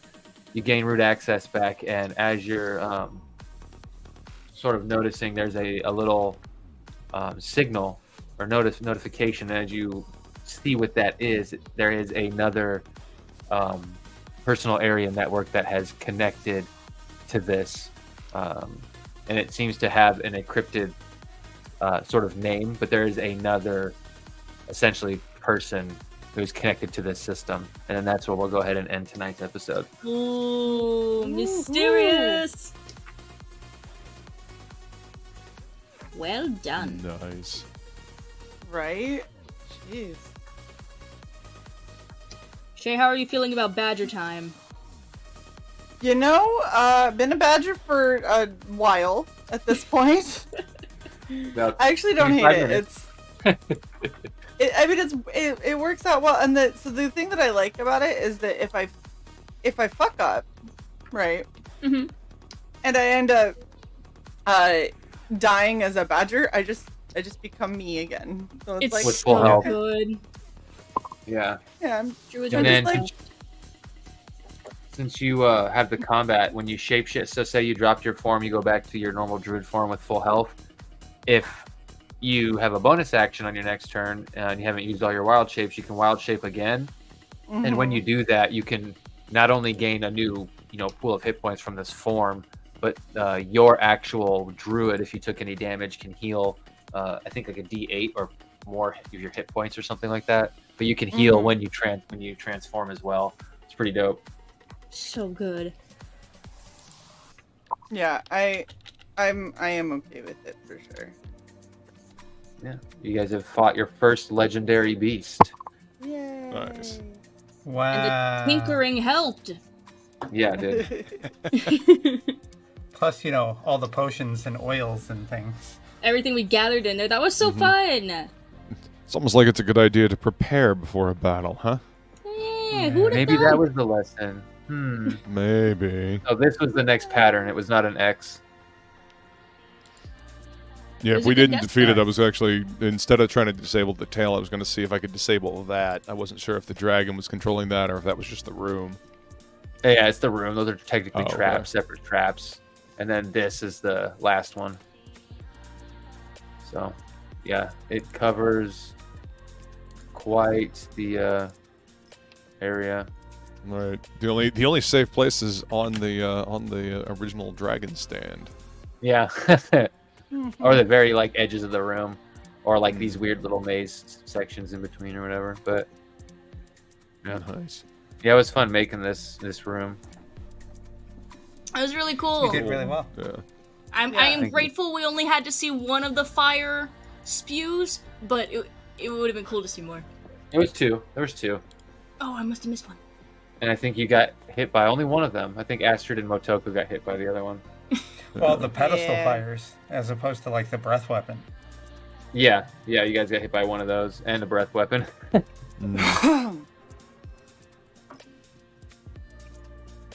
It's a Nice. good encounter. Mm-hmm.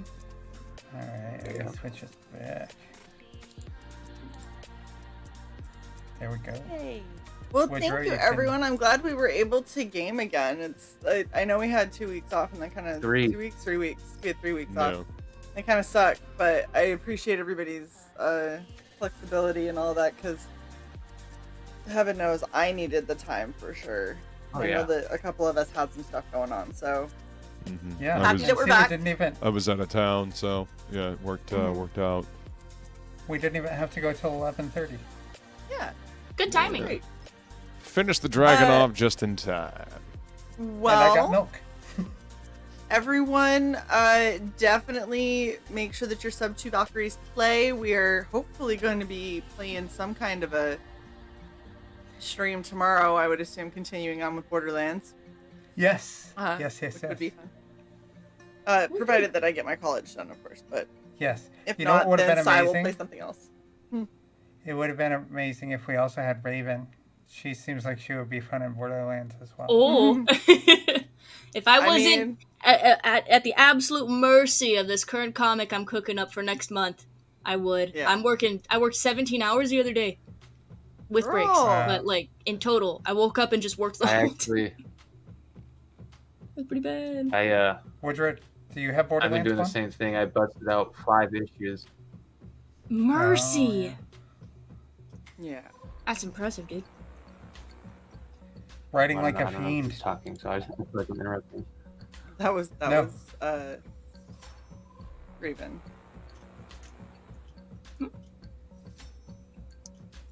Anyway, definitely make sure that you come check back with us tomorrow. As hopefully we will have some kind of gameplay. If not Borderlands, it'll be something that Sai does while I scramble to finish my final and then You get a got week this. break before. So close to done. I will have my degree by March 2nd. So Woohoo! it'll be great. And then I won't have to do college for at least a year while I work on retirement stuff. And then I can do college that's just one-offs that I like to do, which will be nice. And then Friday, everybody come hang out on Regen. That includes panel. Everyone come chill with us and have some Regen fun. And Saturday we actually are having Art T Bear, hopefully on. I need to verify with him. Awesome. Yeah, Poco's wife. Art's great. We should have Art on for his sketchbook Oodles and Doodles. Oodles of Doodles. That's what it is. I should reach out But- to Art as well.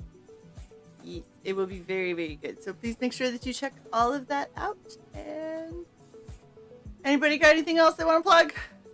I just want to say I love you guys. Tonight was fun. Oh, love you That too, was fun. Raven. Yeah, to be back. It was very good. to It be is back. good to be back. It's fun. Shay, you want to play us out? Yeah, okay, I can do that. As I scroll way to the bottom. Maybe not. The outro is the third video I from see. the top. I see it right there. Bye, everybody. Bye.